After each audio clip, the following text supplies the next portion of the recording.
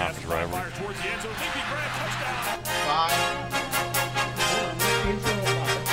1:15 left to play to decide the state champion in Division 4. They will hand it to Blue. Running left, he got undercut. He got hit near the marker. I think he might be short. Live from Max and Irvin in Westerville, it's OHSAA Football This Week. Now here's your host. And we welcome you to Max and Irma's. It's Wednesday night, and that means, of course, it's time to talk a little high school football. OHSAA this week in football, along with the quarterback Greg Fry and Marty Bannister. We're so glad you're with us here tonight on EBSN, on Facebook Live, on Twitter, and on YouTube as well, too. As mentioned, we have hit week number 4 coming up this Friday night of the high school football season, and that is just staggering to think how fast the season starts to fly by. Everyone gets to practice around the 1st of August, and already here we're into week number 4, Greg Fry. I was just talking to a good friend of mine who is a big he's a Colerain High School alumnus and certainly a Colerain High School fan. And we talked about that, the fact that it's Does it always have to be about Cincinnati? I mean, can we talk about Central Ohio? I got to get it in, though, okay, because, right, go ahead. Otherwise you'll dominate. So we talked I said, we're 9 days away from being halfway through the regular season. Wow, I mean, amazing. Think about that. That's usually what happens, though, right? You get to week 1, you're like, man, it's finally week 1. Then all of a sudden it's week 5, then it's week 7. And then you're talking about who's in the 9th spot, the 10th spot, and here we go. Start thinking about those playoff rankings, which will come out next week, and we'll have more on that coming up for you here on EBSN as we lead up to that next Tuesday. We got a big show for you tonight. Coming up tonight, we're going to talk to the coach of the 9th-ranked team in the state in Division 1. That's the Westerville Central Warhawks. A couple of their star players, LeBron Davis and Dante Hunter, are here with us tonight. A little bit later on, this team has a huge test coming up on Friday night. That's the Eagles from Bishop Watterson. They get Wheelersburg over at Hilliard Darby. They went down to Wheelersburg last year and had a rough trip, so they're going to try and atone for that. Wheelersburg, by the way, has already come north once this year at Hartley a couple of weeks ago and got it handed to them, so they get another crack at a CCL team. Brian Kennedy and some members of the Watterson football team will join us a little bit later on. You watch them every Friday night when you see Spectrum TV Sports High School Blitz. Aaron Goldstein, who's the anchor of that program, will be with us and talk a little high school football with us as well, too. On Fridays, he's probably the busiest guy on television. Wouldn't you think? You've been a part of that show and seen what goes on down there. I mean, I tip my hat. That's good stuff. Yes. That's really good stuff. It is, and Aaron will join us. We are not worthy. He will join us in a little while to talk a little high school football. We'll get into the rankings and talk a little about what they do at Spectrum on Friday nights to keep you informed with what's happening all across the state in high school football. So we got a big program for you. Tyler Brooks from the Ohio High School League Association is going to stop by a little bit later as well, too. So a lot to get into tonight as we roll into week number 4. Some huge games last week. We touched on what's coming up this week, some of the big games. Last week I was at Upper Arlington for the Upper Arlington-Winton Woods game, which was just your basic slugfest, a 42-34 final. It was just remarkable how that game went up and down the field last week. The winning score coming with 90 seconds left on a 70-yard touchdown pass. There was a 99-yard touchdown run. There were block kicks. It was wild. It was just a wild high school football game. That Winton Woods team, folks, which got to the state championship last year in Division 2 and got it handed to them by Akron-Hoban, they're still pretty good. Well, Hoban might be the best team in the state. I mean, could be. At any level, they're really good. But, I mean, I've seen Winton so many times in the last 10 years. I've seen them. I've covered them in the state final. I've covered them in the playoffs quite a bit.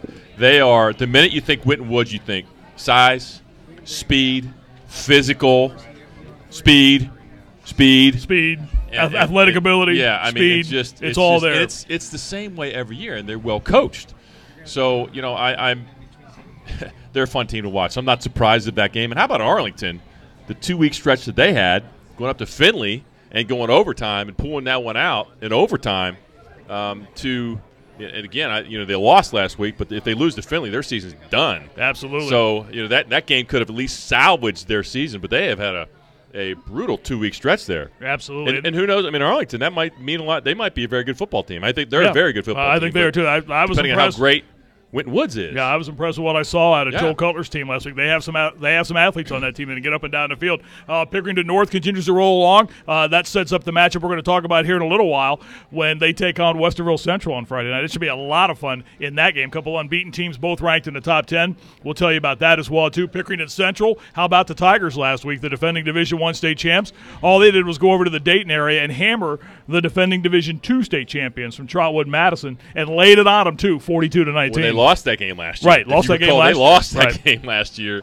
So I think they remembered what had happened last year, and that was that set the tone for them to really get refocused and have a great run. And obviously ran it all the way out to Week 15. It won a state championship defeating Mentor in Division I. Right. We talked to Jay Sherritt on our post-game show, the Yard Solutions fifth quarter show, on our friends from 98.9 FM The Answer. And Jay Sherritt, in listening to him talk, I get the impression that he wasn't all that surprised that his team went over there and did what it did. I think it's hard to say when you have a defending state champion has a lot of talent that you're quietly confident about your football team.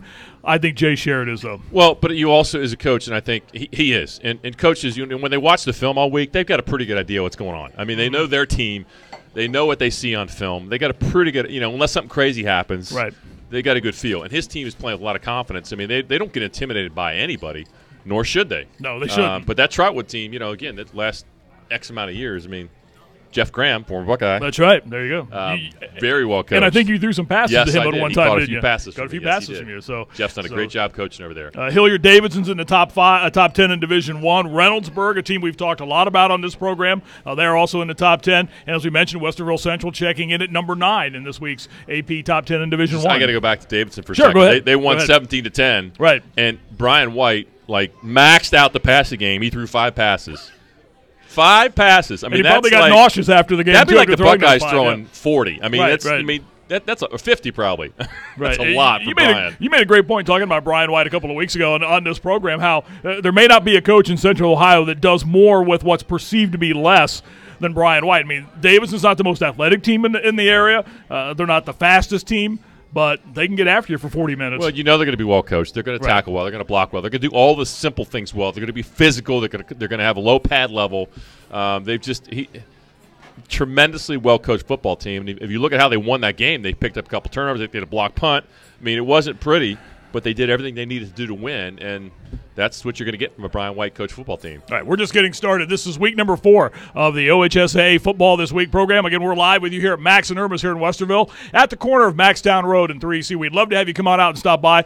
Great folks already in here tonight. Great food, great atmosphere. This is the place to be if you want to talk high school football or football in general. We'll do it for you right here. We're going to step aside for a timeout. When we come back, we'll start to focus on some of the big games. The head coach of the 9th-ranked team in the state of Ohio in Division I is here, as are some of his players. When we come back from this timeout, Brent Morrison from Westerville Central joins us after this timeout. We're at Max and Irma's. We want to hear from you. Facebook Live, Twitter, and YouTube. Who are your favorite teams? Who are your favorite players? What did you see last week? What are you looking forward to this week? If you have a question for Greg, you can ask Greg anything.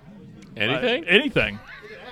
You can ask. Yeah, That's right. You can ask. I don't have to answer. He doesn't have to answer. I reserve that right. And chances are he probably won't. All right, we'll do that after this timeout again. We're at Max and Irma's in Westerville. When we return, Brent Morrison from Westerville Central joins us.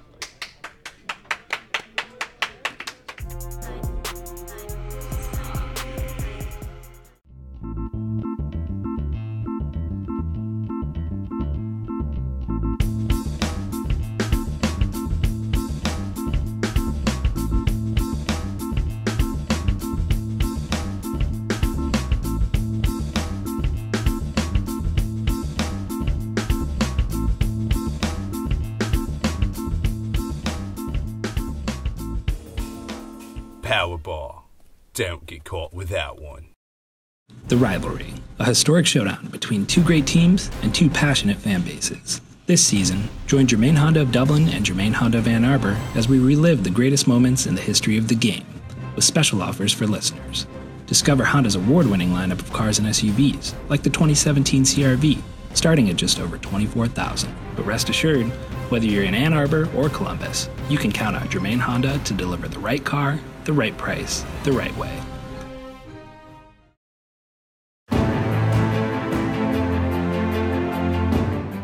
It really is the difference between winning and losing, being able to get your hands inside, defeat blockers, and it works at all positions and all skill levels.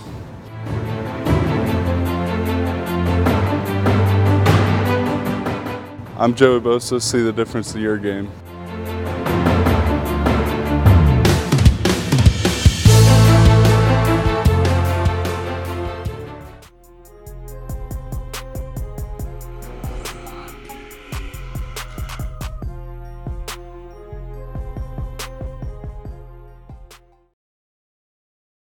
We welcome you back to OHSAA football this week. We are live at Max and Irma's here in Westerville. I'm Marty Bannister, the quarterback Greg Fry alongside as well. And we are so glad you're with us here on this Wednesday night talking high school football as we hit week number 4 of the 2018 football season. A lot of big games coming up this Friday night. One of the biggest will take place when a team that's ranked in the top 10 in the state takes on another team that's ranked in the top 10 in the state. When the Westerville Central Warhawks take on the Panthers from Pickerington North, both teams are 3-0. Between Greg and I right now is the head coach at Westerville Central, Brent Morrison. Coach, we appreciate you spending some time with us. First of all, congratulations on the start. Do you pay any attention to these top 10 polls? Yes, absolutely we do. We may be the first coach who's ever admitted that you pay any attention to this. Well, we talk a lot about our program. Like, one of the things that we're trying to do is establish ourselves as one of the best programs in Central Ohio. And, I think right now Central Ohio football, you look at these polls, is some of the best football in the state of Ohio right now. So, we talk about that, and we talk about how big this game is. And, we just always emphasize that to our kids that, we're trying to make a statement this year. And, we're trying to prove to everyone else that we're as good as we know we are. It's funny, you look at the top 10, and we're going to talk about some other things as well, too, but I wanted to get your thoughts on this. It almost looks like the standings in the Ohio Capital Conference in the top 10. I mean, that shows you kind of the strength of the league, doesn't it? Yeah, and the Ohio's definitely well represented in there for sure. No question. So, and your team goes to Pickerington North on Friday. We'll talk more about that coming up in a few minutes. Off to a 3-0 start. Is this where you thought you would be through 3 games? Yeah, absolutely. I think we have a special group of kids that have really come together.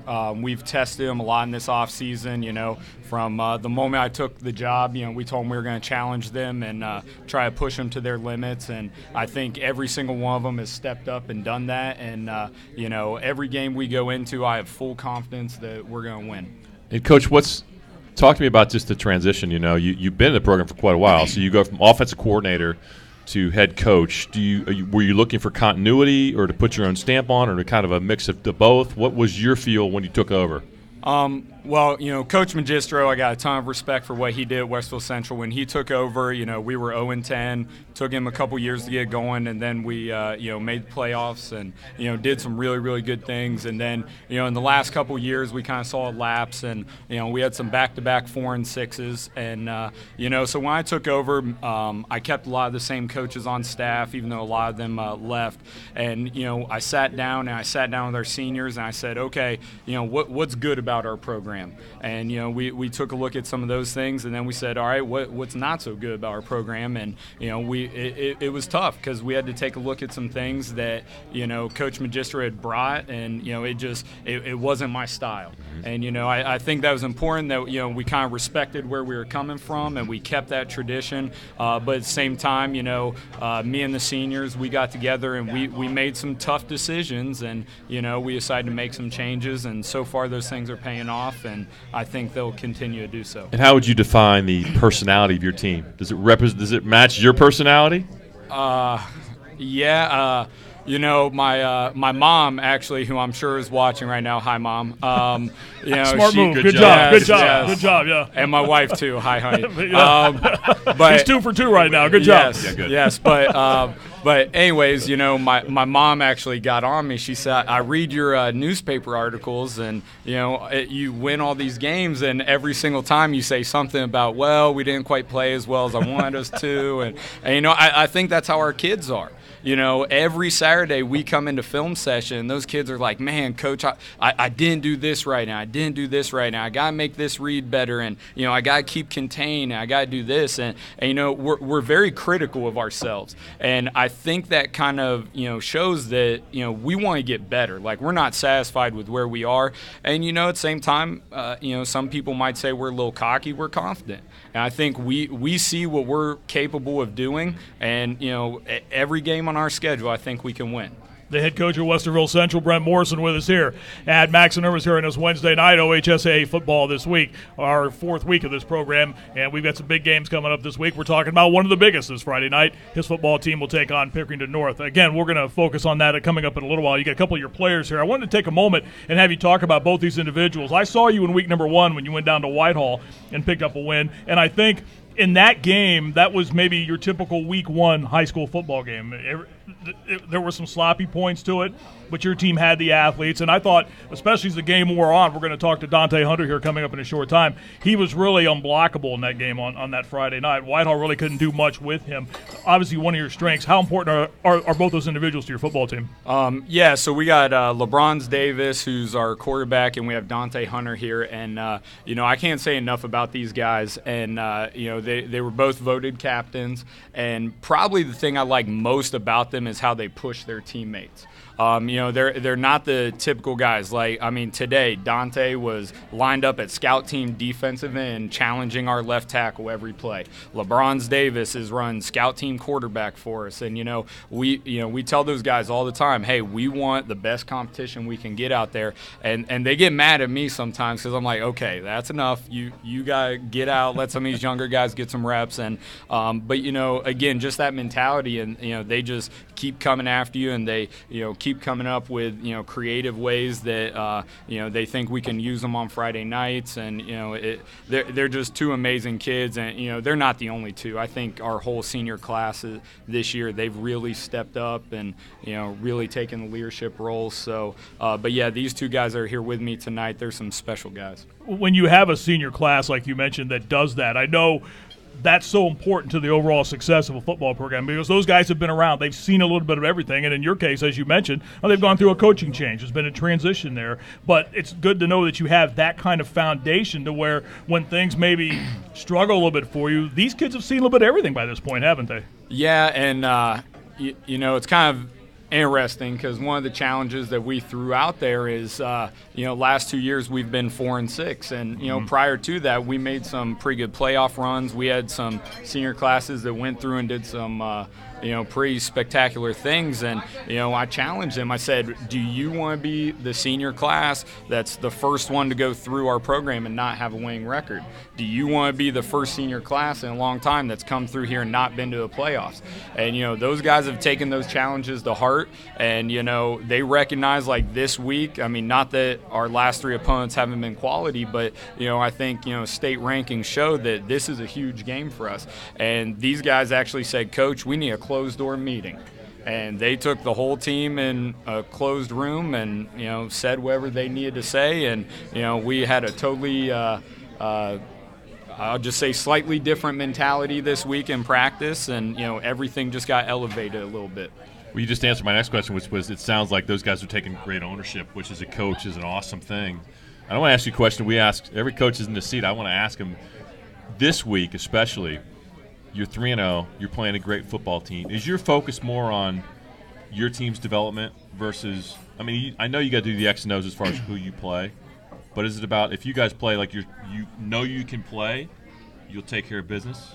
One thing we coach to our kids is that we're not just playing Pick North this week. Right, we're playing the rest of our schedule. We always talk about we're always trying to develop, and we're doing stuff now that's going to pay dividends 3 weeks from now. And obviously we focus on our opponents, and that's our main objective for this week. But yeah, when we go to practice, the mentality is we're setting ourselves up weeks and weeks from now, not just what happens this Friday. You talked earlier about some of the other seniors. I'll give you a chance to give them some recognition right now, along with the two you talked about a short time ago who are here with you. Who else stands out for your football team right now? Our offensive line has a lot of seniors on it. James Davis has stepped up at center. We got Devin Smith has done a phenomenal job at left tackle. Our kicker, actually, Jacob Borchilla, who's also a all-state goalie, has done a phenomenal job for us. We just got guys all over the place. Jacob Wallace at corner. This senior class, all of them have contributed. And to kind of start you off, to certainly backs that up at 3-0. You've touched on Pickerington North. We'll ask you the question now. You know what you're walking into on Friday night. All the talent, a team that last year made a deep run into the playoffs, losing to their district rival Central in the playoffs. What impresses you about this Panther team you'll see on Friday? They're very aggressive. they definitely, when they're on defense, they try to create chaos. Their D-line linebackers, they try to penetrate and, take away those seams and, just disrupt blocking schemes all over the place, and they do a pretty good job of that.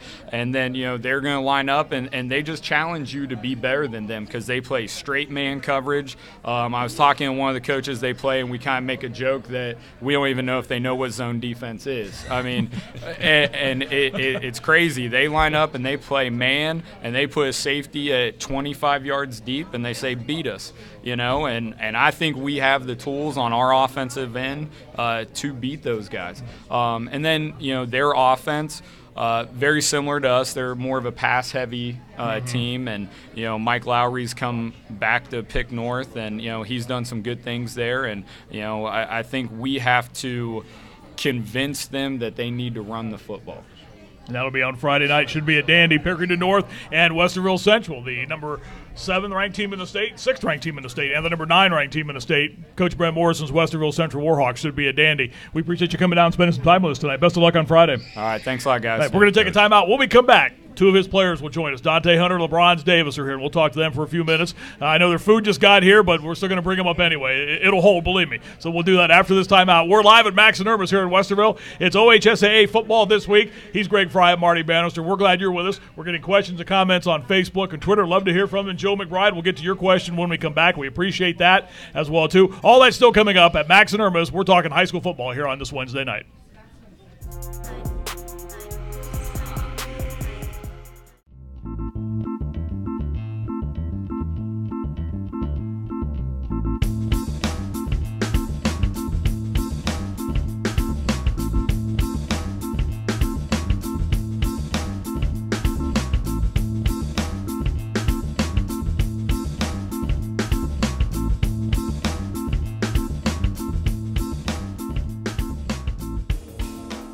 Powerball.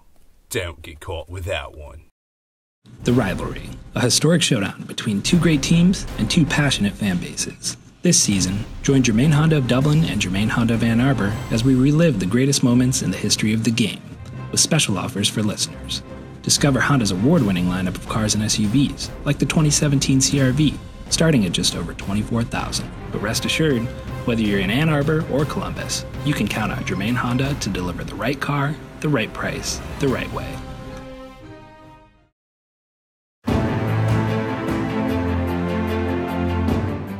It really is the difference between winning and losing, being able to get your hands inside, defeat blockers, and it works at all positions and all skill levels.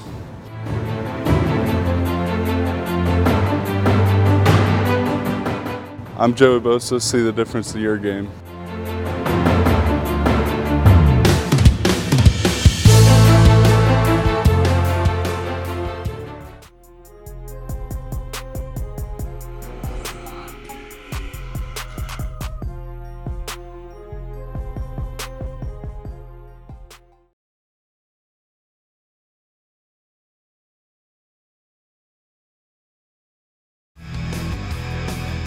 And we welcome you back to Max and Irma's here in Westerville. Week number 4 of the high school football season. OHSAA football this week. The quarterback's Greg Fry. I'm Marty Bannister. We're so glad you're with us tonight as we talk high school football. We just heard from the head coach at Westerville Central, Brent Morrison. His 9th-ranked Warhawks take on the 6th-ranked team in the state, Pickerington North, on Friday night. A couple of his players have joined us here now. Key components to the start that Westerville Central has had. We're joined by quarterback LeBron Davis, defensive end Dante Hunter.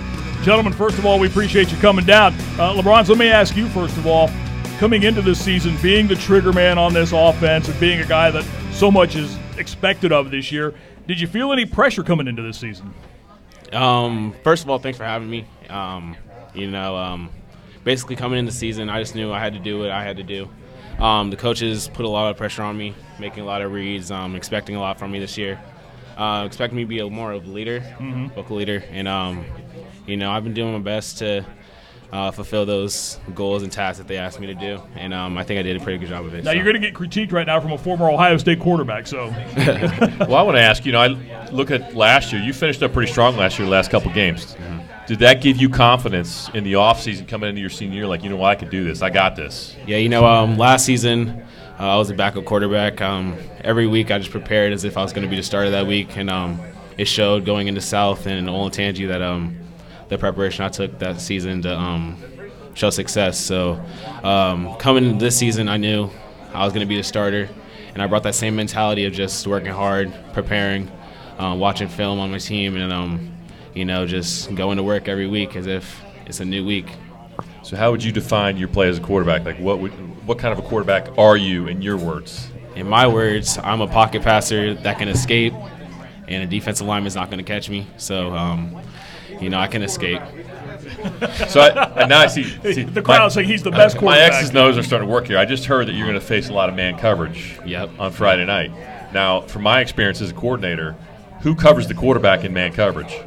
Usually a linebacker combos me, so they're gonna eyeball you, right? Yep. So yes, if nobody's open, then it's you and him, right? Yes, sir. I'm confident in that battle, though. Well, Greg, I'll tell you, from watching them in week number 1 when they went down and won their opener, watching you in the pocket, the thing that struck me, confidence. You set up strong in the pocket. You throw a strong ball in the pocket. Nothing seems to rattle you back there. Thank you. And Greg talked about the confidence you had to build from last year to this year. Obviously you came into this year more comfortable, but did everything maybe click for you right away this year? Seemed like it. I was excited that first Friday. A little bit of jitters. Everyone gets, but going into that Friday, I felt prepared. The coaches had me prepared, and when you're prepared, you don't really feel nervous. You're just ready.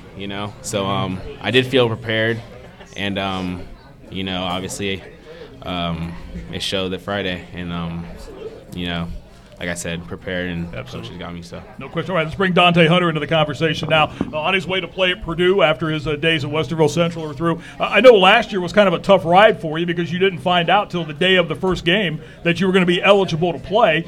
You went through last season, now to this season. Where have you got better, Dante, from last year to this year? Really, I got better in my faith with God. I really just been praying to Him because I know I need His help more than anything.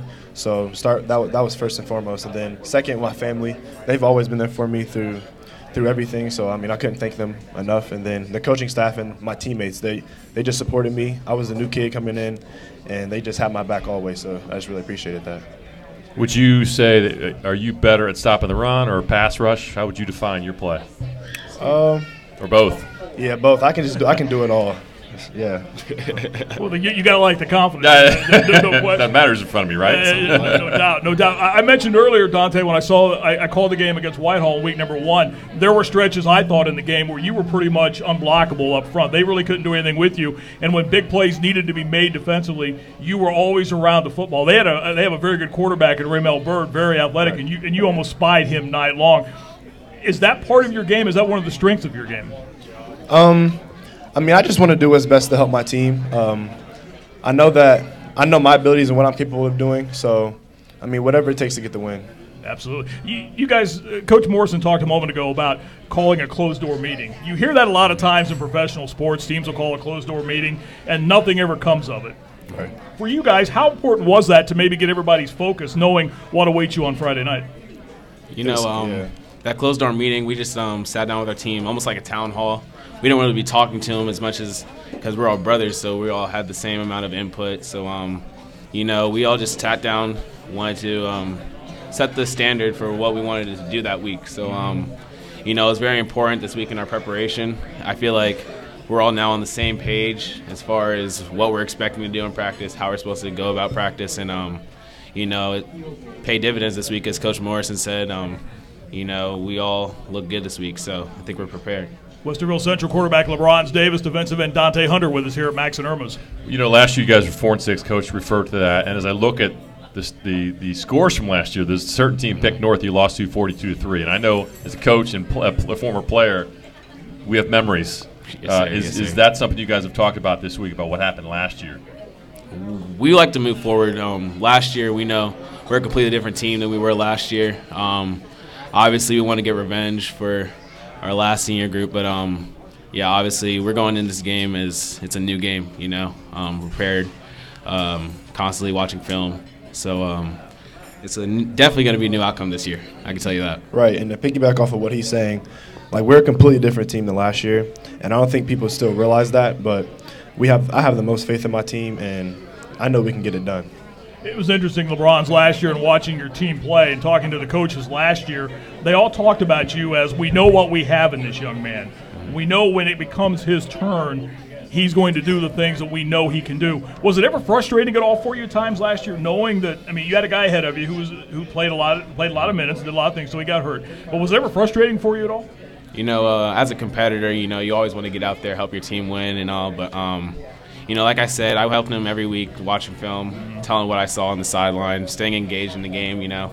As a backup quarterback, you know, you have a role in the team still. You can't just sit there and just pout almost. You know, you got to still be involved. Help my team the best I can as far as scout team, you know.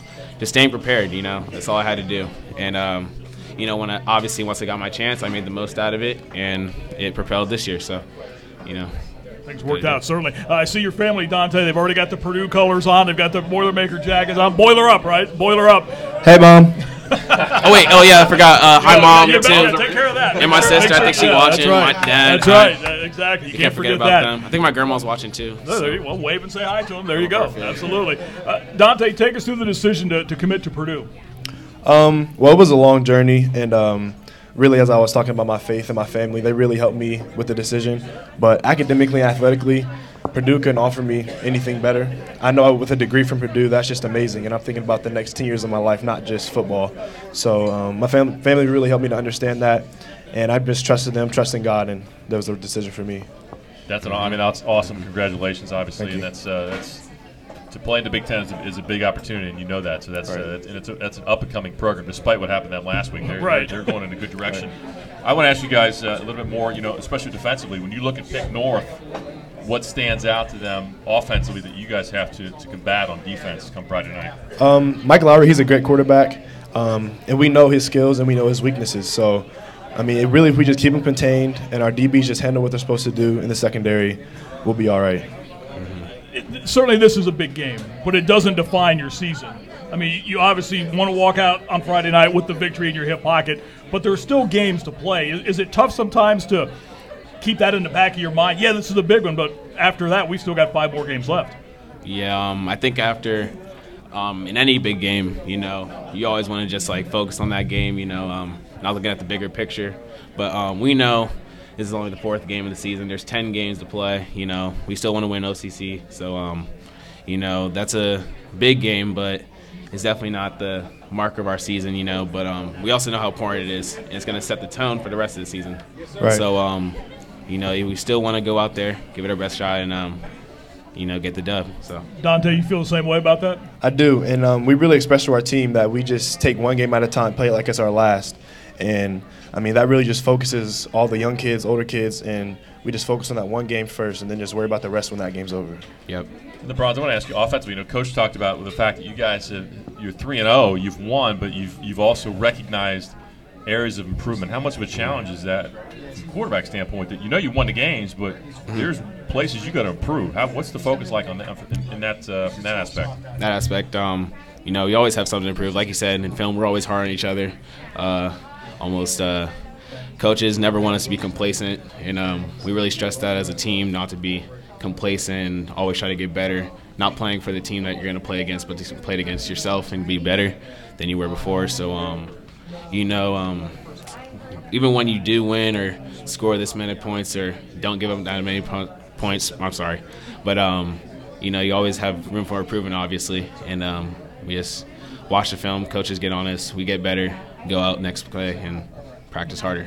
Dante, is it hard in a week like this to have this big a game looming and to keep your focus, walking the halls, changing classes, hearing from the student body? Is it a hard week from that regard? I wouldn't say it's hard. I would say it's more of like a mental takeover for us. And we've talked about it a lot, and that's main focal points in the meeting that we had. And I'm pretty sure that everyone understands what they need to do during school, handling their schoolwork first and foremost, and then get on the field and do what we need to do at practice. So, I mean, we're ready. Should be a big one on Friday night as Westerville Central takes on Pickerington North. We'll, of course, have scores and updates for you throughout the night, not only on EBSN, but as well throughout the night as well, too. All the other games coming up on Friday night. The Westerville Central Warhawks, LeBron Davis, Dante Hunter. We appreciate them coming out. We'd like you to stay with us. We got a lot more still to come tonight here on our edition of OHSAA Football this week. Week number 4. Stay with us. More to come here at Max and Irma's.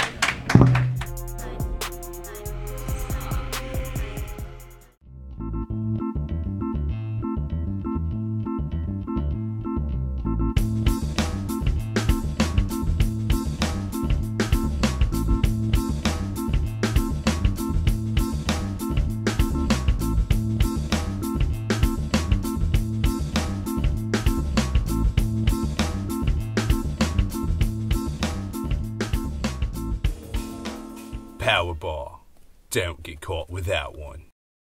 The Rivalry, a historic showdown between two great teams and two passionate fan bases. This season, join Germain Honda of Dublin and Germain Honda of Ann Arbor as we relive the greatest moments in the history of the game, with special offers for listeners. Discover Honda's award-winning lineup of cars and SUVs, like the 2017 CR-V, starting at just over $24,000. But rest assured, whether you're in Ann Arbor or Columbus, you can count on Germain Honda to deliver the right car, the right price, the right way.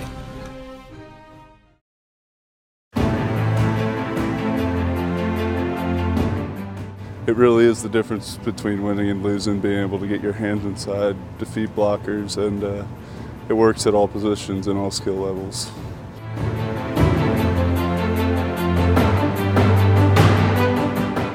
I'm Joey Bosa. See the difference to your game.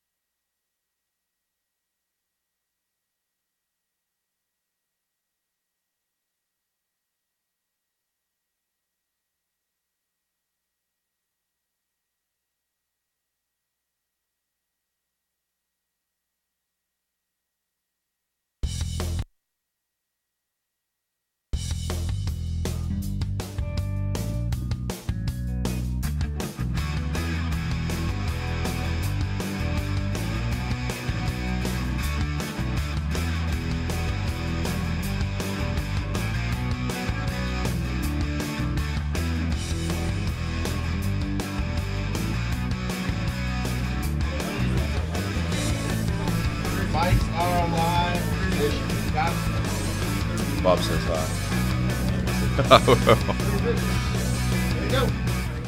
And we welcome you back to Max and Irma's on this Wednesday night. We're talking high school football heading into week number 4, along with the quarterback, Greg Fry and Marty Bannister. We're so glad you're with us here tonight as we talk high school football. This is where you'll find us each and every Wednesday night here at Max and Irma's.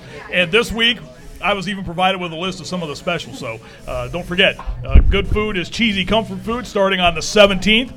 You can enjoy the new signature mac and cheese entrees with veggies, pulled pork, or buffalo chicken. Also coming out is the Ooey Gooey Mozzarella Burger, which Greg, no doubt, will jump all over. It's a half-pound burger topped with hand-breaded fried mozzarella. Hey, there's nothing wrong with that. Mozzarella, marinara, parmesan, and fresh basil. As always, be sure to join us every Tuesday night when kids eat free, as well as every Thank You Thursday, where we say thank you to our guests with $5 burgers and endless fries. For more updates, be sure to like us at Max and Irma's Westerville on Facebook. All right, we continue along here on this Wednesday night talking high school football. We talked about one of the big games in the area. Well, there are a number of big games in the area, including the one that this gentleman will coach in on Friday night. This is Brian Kennedy, the head coach at Bishop Watterson. His Eagles will take on Wheelersburg on Friday night in a game to be played over at Hilliard Darby. Coach, first of all, we appreciate you spending some time with us tonight.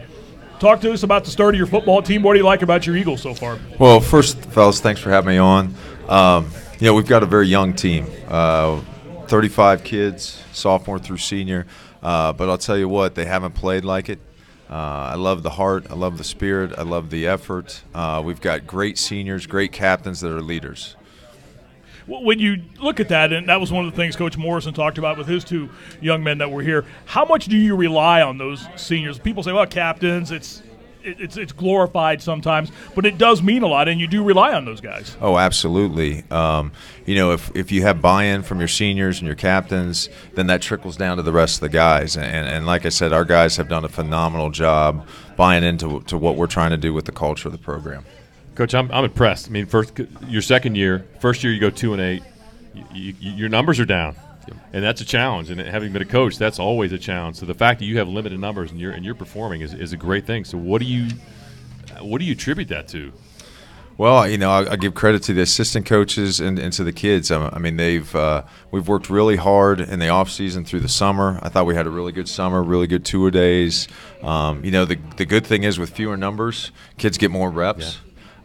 And so we've tried to narrow the offensive playbook, defensive playbook, and just work on our base stuff, and I think it's paying off. And talk about just scheme-wise, offensively and defensively. What do you guys do scheme-wise Offense and defense. So offense, I mean, you could probably call us a West Coast team. We like to get the ball out quick, easy reads, high percentage stuff, take advantage of getting the defense in where we want them to run the ball. And then on defense, we're a 3-4 team. We're not coming after you. We like to mix up the coverages, try and make you think a little bit. We'll stun a little bit up front, but again, we're trying to put the kids, offense and defense, both sides of the ball, put them in the position to be successful. Yep. Greg talked about the last couple of years for you and a very un-Watterson-like record last year. I think you would agree with that. Absolutely. And anybody who follows high school football knows the strength this program has always had. Talk to me about the offseason. What was it like for you, just reminding the kids, reminding your players in your program that 2-8 is not Watterson?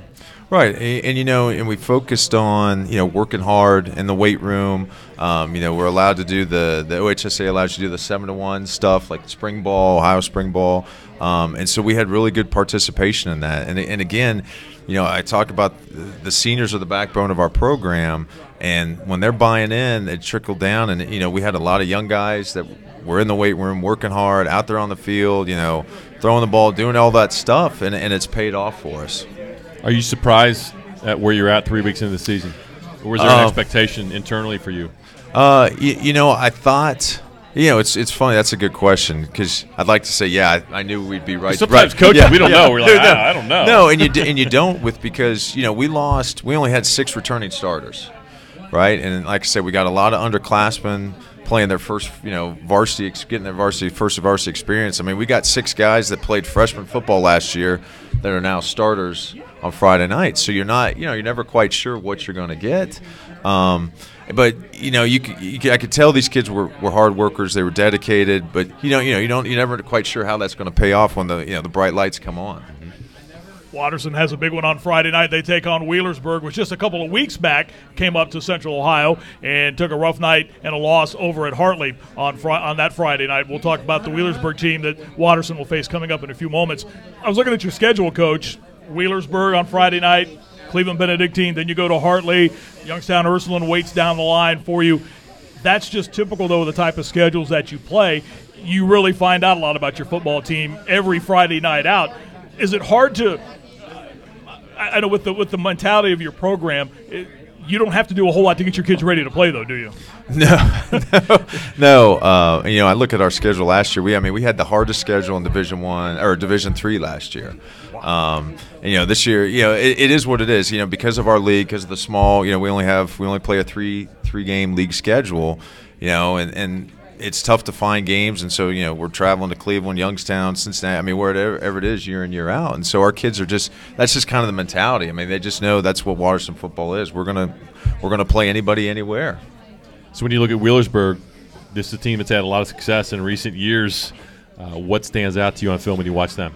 Well, I'll tell you, going down there, I don't know if you guys have been to a game at Wheelersburg. Yes, absolutely. That's an awesome really high school football experience. Yes. It is. And, we go down there, you could, the whole town's out there, and, everybody's real nice. Coach, you need anything? And, you got the cannon, the pirate cannon that goes off, and, they got the milk jugs full of whatever those are, and they're shaking those. They get after it. Yeah, they do. And I think there were more of their fans on our side than our fans. The stands are right up there. So, but I say all that, that's a football program. Mm-hmm. It absolutely is. And, I don't think, we hadn't played them since I've been coaching at Watterson.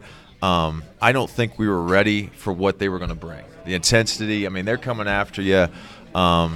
And so, as we prepare this year, now we kind of know what to expect. But again, they are a solid football team. They're well coached. Their kids just come off the ball. They just do everything really well. You've got to beat Wheelersburg. They're not going to beat themselves. Tanner Holden is a spectacular two-way player and also an outstanding athlete, plays basketball as well, too, and perhaps even more heavily recruited in basketball than he is in football. I was impressed with the way Hartley took him out of the game that Friday night. They really did a great job of that. Is it possible sometimes, though, Coach, to focus too much on a great player? Well, I don't know. He went for 200-plus receiving yards on us last year and had a pick six for an interception. So you know where he's at on the field, right? So we're very aware of Tanner Holden.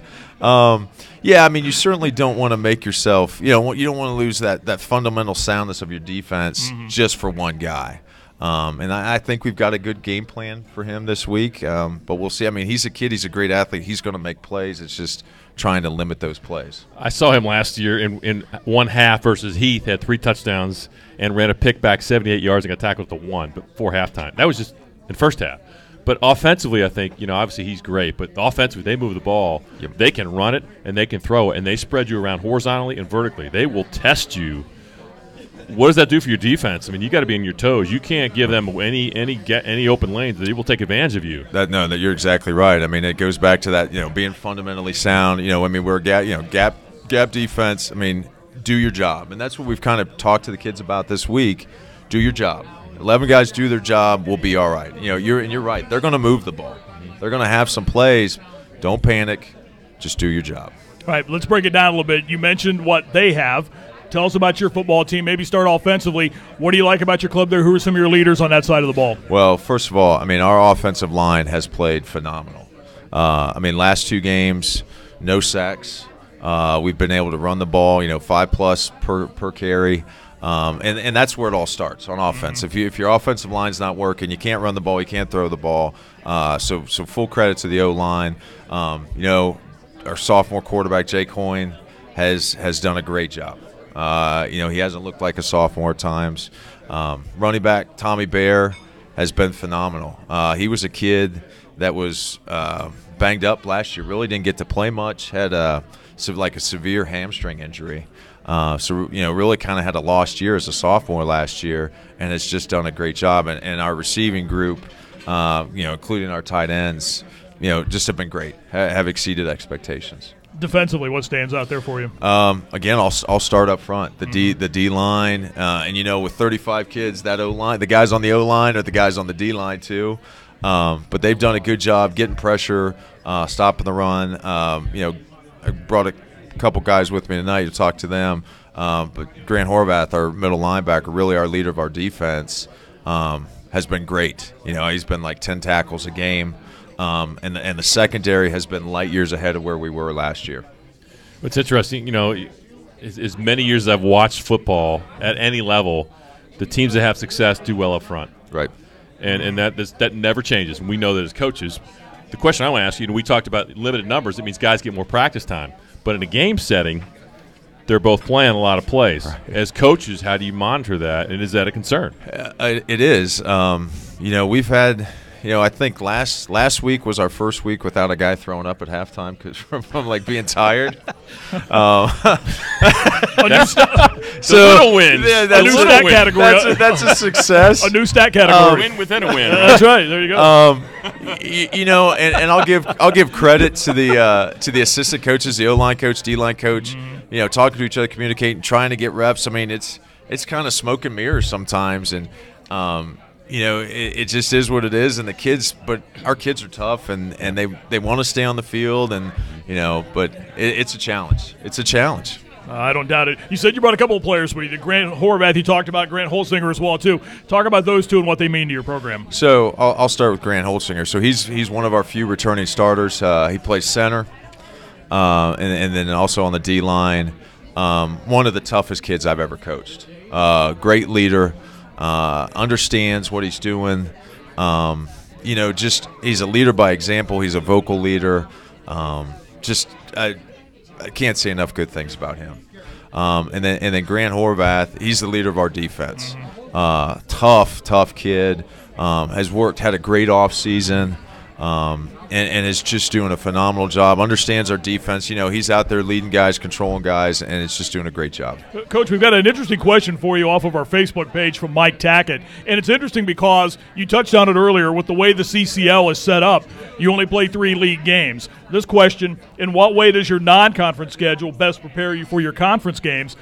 Almost every game you play has that conference-type feel to it, doesn't it? It does. And certainly, when you're talking about DeSales and Hartley and St. Charles, and every one of those games are big games for us. I mean, those are good teams. But when you're playing, OCC schools, You're playing some of those Northeast schools, play hard nose. I mean, it's kind of different styles of football, but it's always a big game, and you're right. And they're always, teams are always up to play us. We're always up to play them. Mike Tackett, thank you very much for the question. If you have questions or comments, Facebook Live, Twitter, and YouTube is where you can find us as well, too. I asked the Westerville guys, but they had lost last year to Pick North pretty big. Now, you guys lost last year to Wheelersburg. Is that something you talk about to your players? Oh, absolutely. Or is it about this year? No. Whatever it takes, right? I mean, absolutely. Like last week. I like the honest answer. I like that. No, because last year, last week we beat Walsh. Walsh beat us in 2 overtimes last year. But, just devastating game. We're up 2 touchdowns in the fourth quarter, and we just let it slip away. So last week we talked about, not, finishing and all that stuff. Mm-hmm. And this week, we got embarrassed. 47-17 is an embarrassment. I mean, when that clock isn't stopping on dead balls, that's an embarrassment. And like I said, we were not ready for them and what they were bringing. And so, absolutely, we've talked to the kids about that.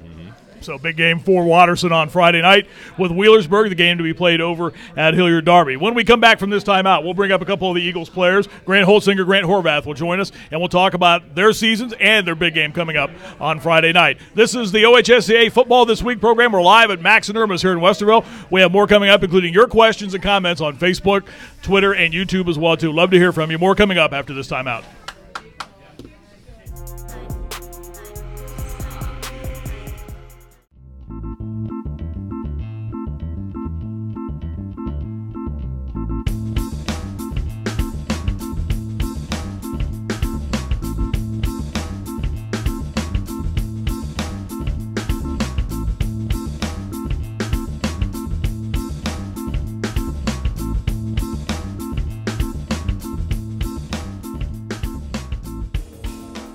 Powerball. Don't get caught without one. The Rivalry, a historic showdown between 2 great teams and 2 passionate fan bases. This season, join Germain Honda of Dublin and Germain Honda of Ann Arbor as we relive the greatest moments in the history of the game, with special offers for listeners. Discover Honda's award-winning lineup of cars and SUVs, like the 2017 CR-V, starting at just over $24,000. But rest assured, whether you're in Ann Arbor or Columbus, you can count on Germain Honda to deliver the right car, the right price, the right way.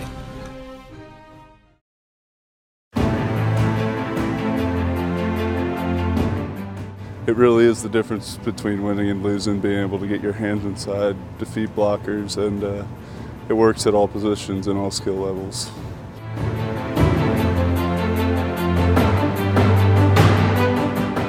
I'm Joey Bosa. See the difference to your game.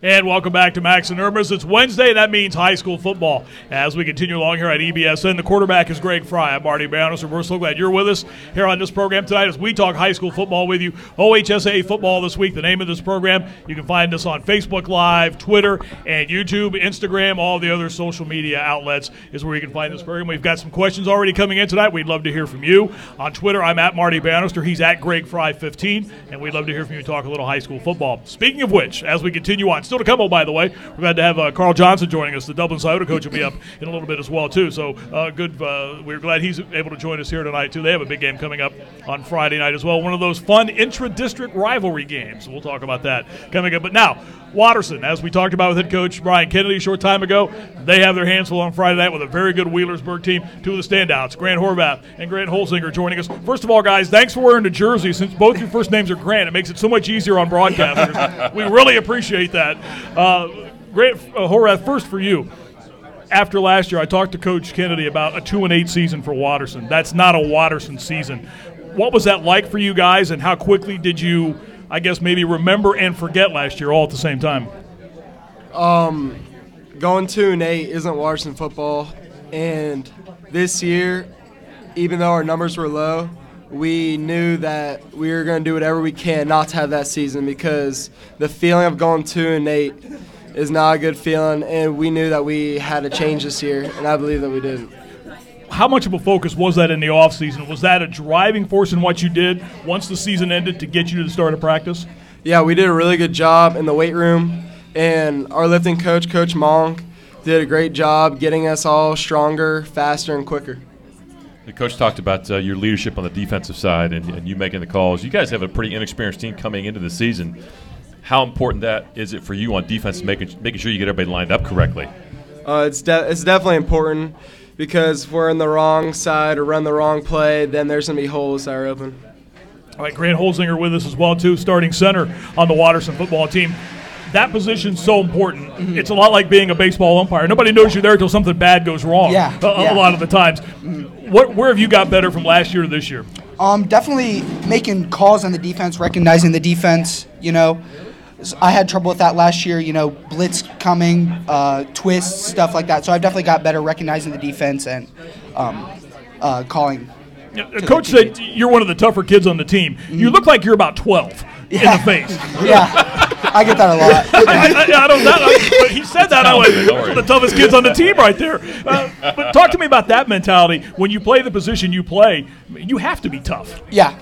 So I get made fun of a lot of my face. Yeah. I wasn't making fun of you. I want you to rough me up or anything. But, I think being tough, you have to be tough to be on the O-line. So I think it's just a trait of being in the position. So I think it just comes second nature to me. Well, your face may look like, but you got the size. No, yeah, you're good. That's what I was referencing. What I want to know is you're playing both ways. Is there a preference to you? Do you like offensive line or defensive line better? I think I like offensive line better. A lot better.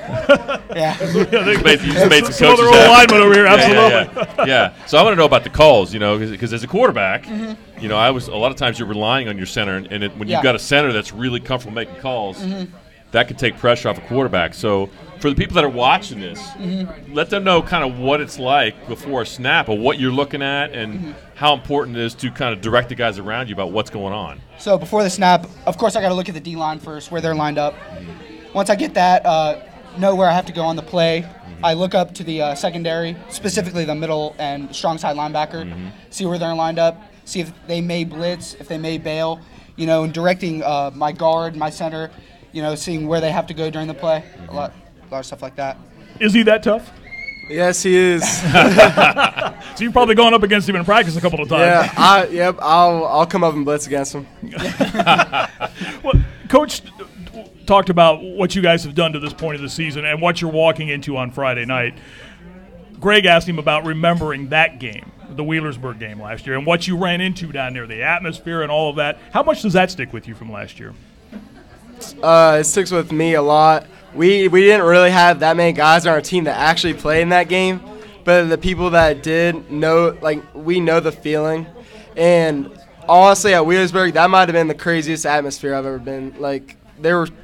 People were pulling up in chairs and along the sides, and it was just crazy atmosphere. Was it one of those where you walked onto the field and your eyes were like softballs? Like, what in the world are we walking into here? I mean, I don't know if that. I mean, I'd just say that it was just a cool atmosphere. Yeah. Grant, what about you? Same thing? Well, when I first showed up there and they have a big pirate ship sail on the side, firing cannons off every 2 seconds, and the whole student section's filled with cowbells and milk jugs filled with rocks. It's, not something I'm used to, but it was definitely fun. You don't normally see that when you play DeSales, do you? No. Yeah. By the way, we've had this discussion about stadiums in the state of Ohio. That's got to be on the list because we've been there. Yeah, and we know that. We've been there, and it's a great atmosphere to play. Yeah. So expectation-wise, coming into this season, are you better than you think your expectation was so far? Yeah, I'll go first. I think that we always thought we were going to be good. We just didn't know how good. But now, after winning a couple games, it definitely reassures that we are that good and we can play at that high level. So, yeah.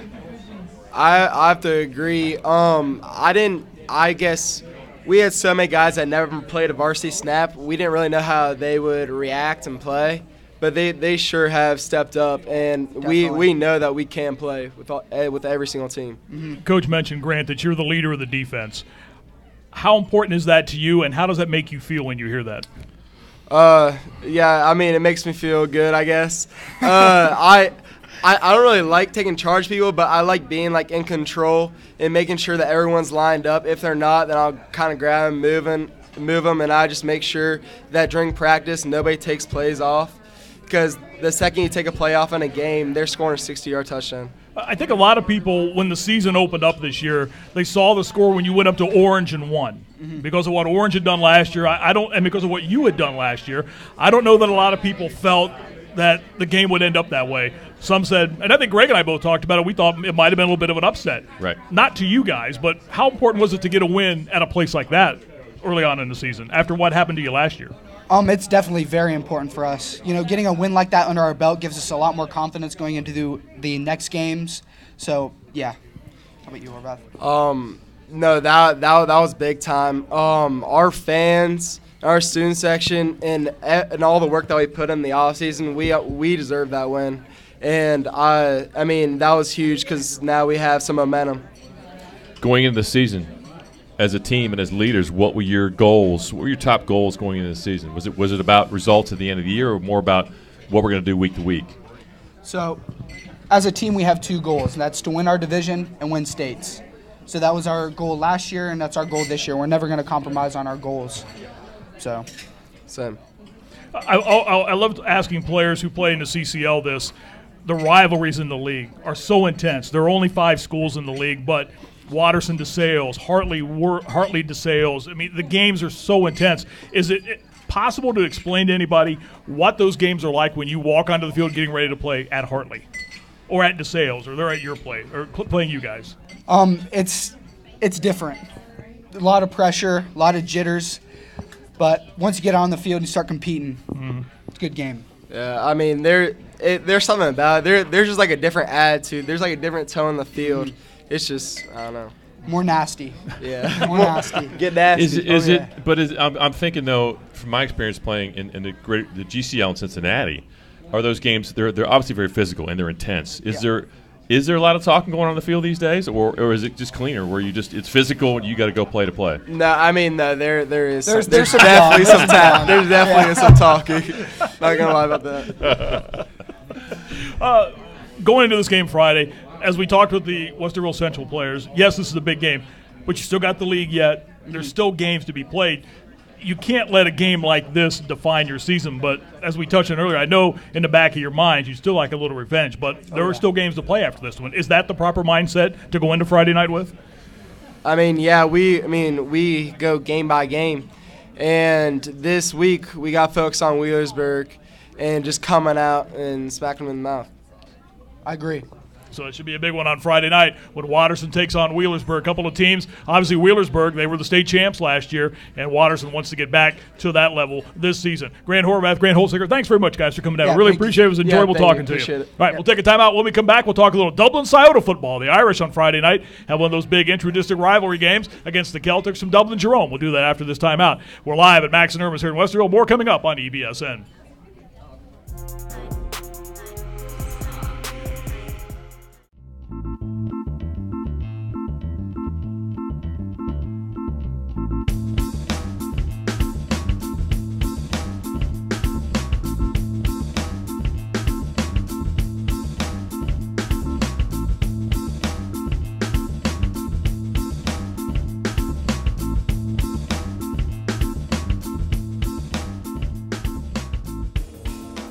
Powerball. Don't get caught without one. The Rivalry, a historic showdown between 2 great teams and 2 passionate fan bases. This season, join Germain Honda of Dublin and Germain Honda of Ann Arbor as we relive the greatest moments in the history of the game, with special offers for listeners. Discover Honda's award-winning lineup of cars and SUVs, like the 2017 CR-V, starting at just over $24,000. But rest assured, Whether you're in Ann Arbor or Columbus, you can count on Germain Honda to deliver the right car, the right price, the right way.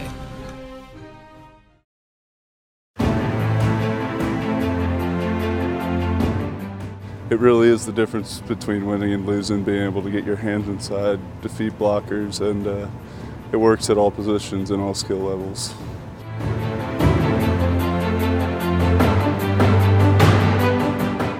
I'm Joey Bosa. See the difference in your game.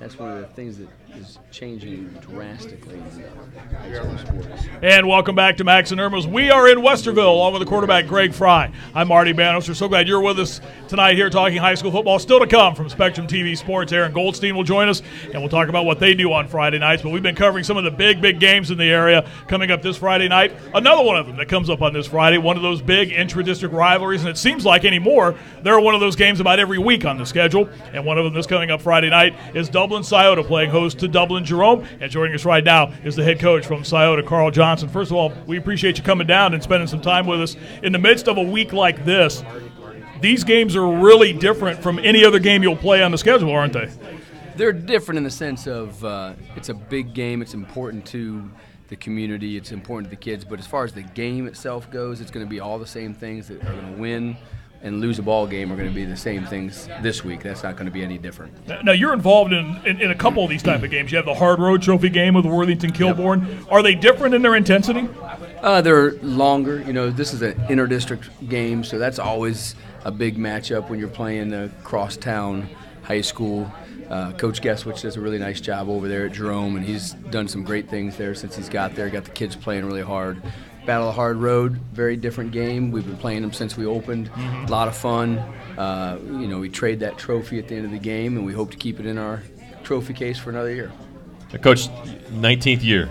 You know, you're a veteran in that Central means we're Ohio. both getting old. Yeah, see, I wasn't going to say that. More Greg than you. We go back a few years. What's your take on your team right now based on what your expectations were coming into the season? You know, they've done a great job. You know, we had a really good offseason. They just want to win. We're competing in practice. You know, when you can get the kids to compete in practice, you can improve during the season, and they're showing up and competing. You know, we had a great first win against St. Charles, and we played New Albany week 2. And New Albany, let me tell you, they're a very good football team, well coached, and Bubba Kidwell's doing a good job out there. But, I'm really proud of the way our kids came back last week and battled, held on for a 28-26 win, and, they're excited to play on Friday. 5-5 last year. One of those, I'm sure there were games you go back and look at on your schedule. Well, if we would have done this in that game, 5-5 becomes maybe 7-3 or becomes maybe 8-2 for you right now. Is it hard to forget about things like that and focus on what this team has to do? Well, for a coach, you're returning. For a team, those juniors, they're now seniors. Mm-hmm. So it's a real different thing when you're a senior versus a junior. This is your shot. This is your team. As a coach, you never forget about those games that got away from you. And we were a couple possessions from being 6-4. If we were 6-4, it would have been like a number 7 seed in the region and been in the playoffs. We want to get. That's our goal, get it back into the playoffs, compete for a league championship, and I feel like we got kids that are doing that, and we have the potential to do it. I think people may not know about your program. You were one of the few, maybe ever, it was your first year to win a state championship when the school opened. They won the state title that year, certainly a heck of an accomplishment, but that's something that doesn't happen every year. I mean, a lot of schools are trying to build programs. You roll out a state title in your first year. Was it, and I know it was a number of years back, but was it hard to, maybe live up to that after winning it the first time you opened the doors? I think because I was an assistant coach back then, I was a little bit younger. And I just got done watching Greg Fry play football for the Buckeyes, and But that '95 season. Did he throw an interception or anything in that game? No, I never saw an interception by Greg Fry. And I don't remember any either. You know, but that '95 season was a lot of fun, and what a way to start out to start a tradition in a school, and you're always chasing that. You know, every team is chasing a state championship.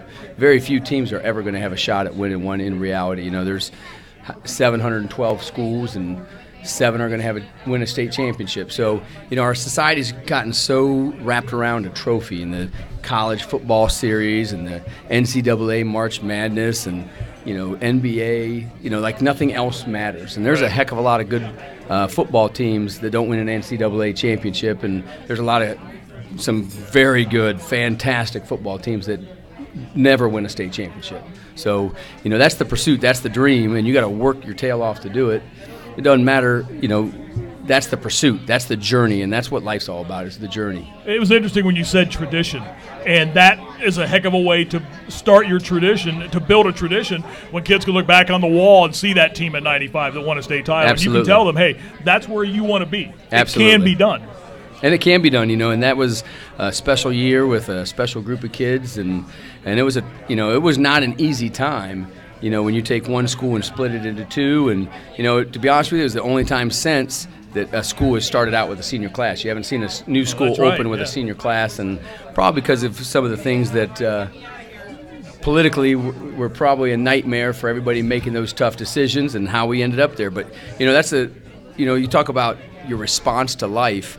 You know, our coaching staff basically got moved over to the new school to encourage kids to come over. And we got quite a few of that senior class to come over, but we were a small school, and, you know, while you're paying attention to what you didn't get to stay at your school where you're going to be very successful. You come out and you win a state championship. So you never know where life is taking you. You just got to go and give it your all. It's interesting. I had a taste of that year because Brian Deal was the head coach, and I had a number of friends on that staff, and I came to a few practices and watched that run, and I've had a chance to be a part, you know, from an outsider of some state championship teams, and that was a pretty fun run. But I want to go back to, you made a comment earlier just about practice, and as a coach, I know personally how difficult it is. I shouldn't say difficult. How challenging it is to get the buy-in from players to show up every day at practice, because Friday night is really one during the week. As a coach with your 19 years of experience, what is your focus, and how do you get those? What do you do to get those kids locked in on a daily basis on a Monday, Tuesday, Wednesday when it really counts? Well, some years we don't do such a good job, but you know, with this particular group, you know, we've got some very good young kids that we're trying to get better and get them to push. And they're really doing that. You know, we talk about compete. Everything's about competing and getting those upperclassmen to be uncomfortable by you yourself being uncomfortable and going.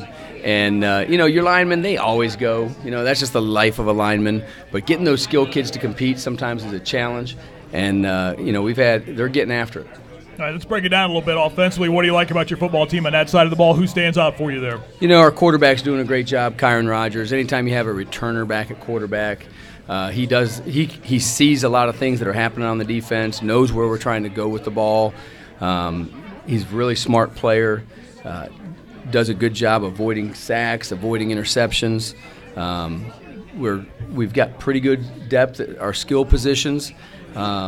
You know, Tobias Thomas, Eric Holsinger, Kenyon Pinnell, Jalen. I mean, I could go on, Jalen Ware. And then we got young guys. And then offensive line-wise, we have our biggest offensive line we've had in quite some time, and with some young guys pushing them from the back end. Defensively, what stands out there for you right now? Defensively, kids are just playing hard. You know, our defensive line coach is a kind of a pit bull that gets those guys just to play hard all the time. Doesn't matter the size of the dog in the fight, just it's the size of the fight and the dog mentality. And we've got a great staff. You know, our linebackers are doing a good job. You know, in our back end, we're pretty athletic in the back end. I feel like we run pretty well.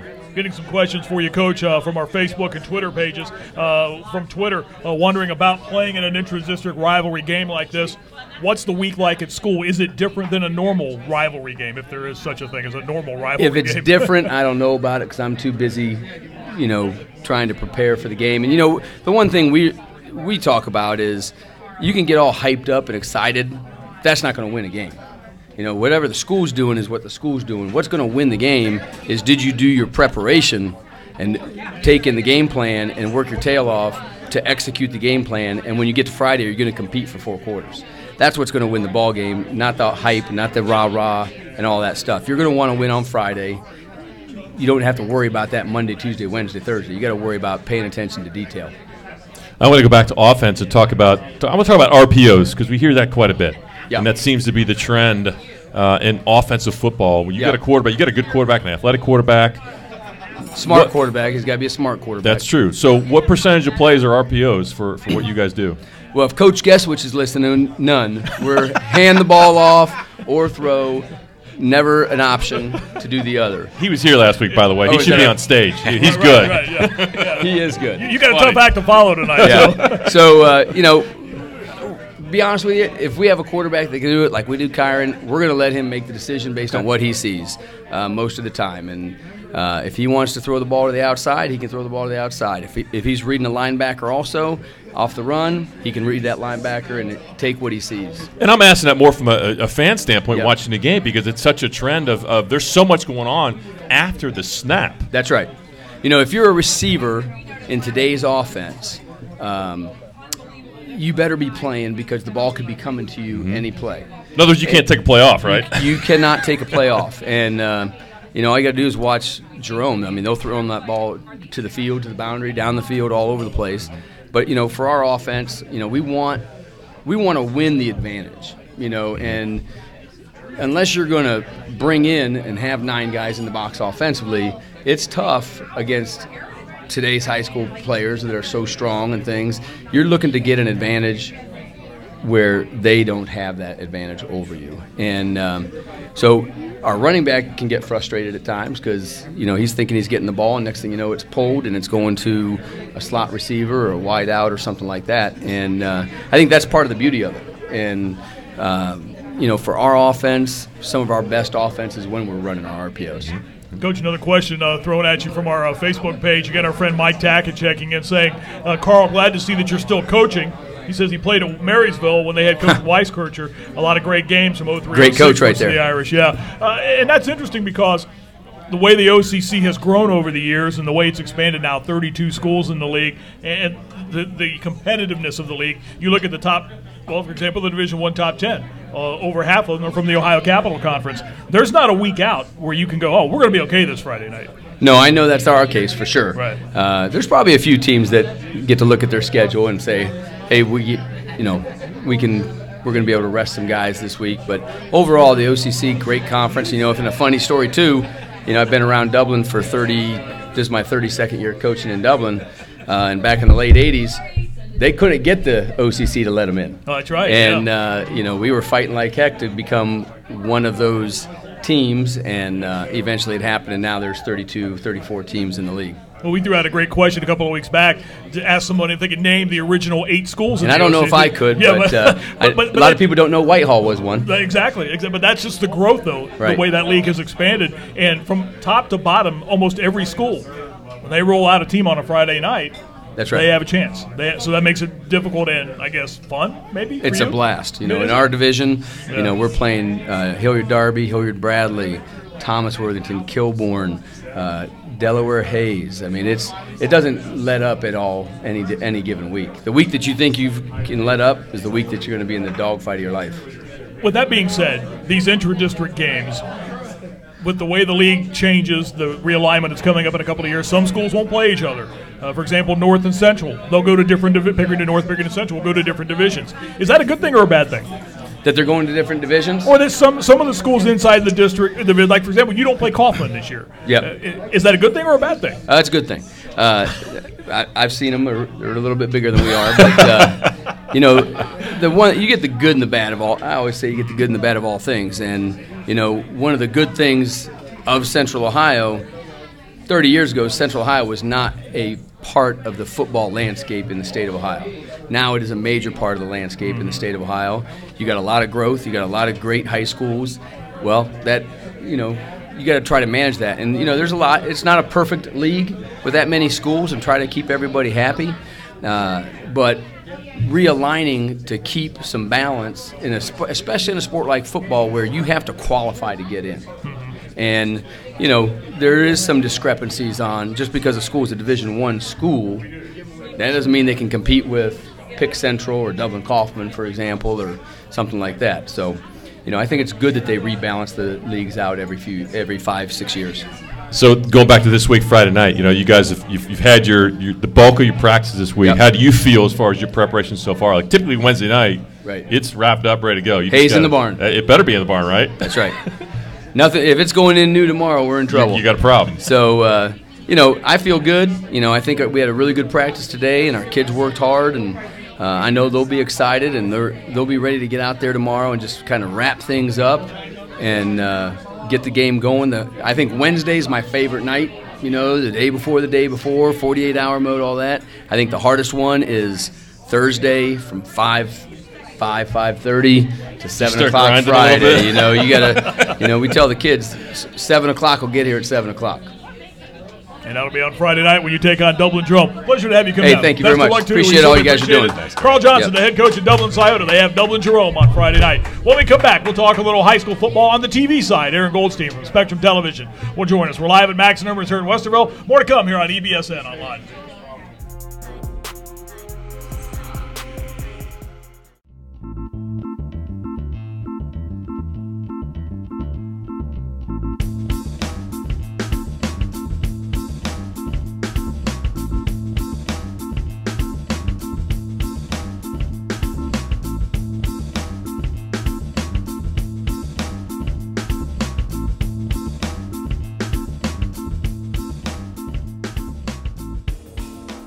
Powerball.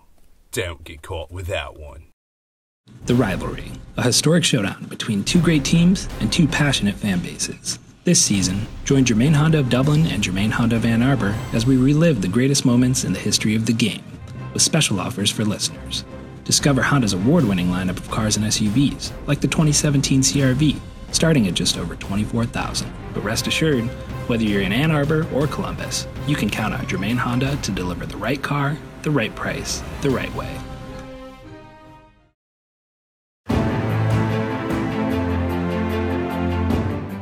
It really is the difference between winning and losing, being able to get your hands inside, defeat blockers, and it works at all positions and all skill levels.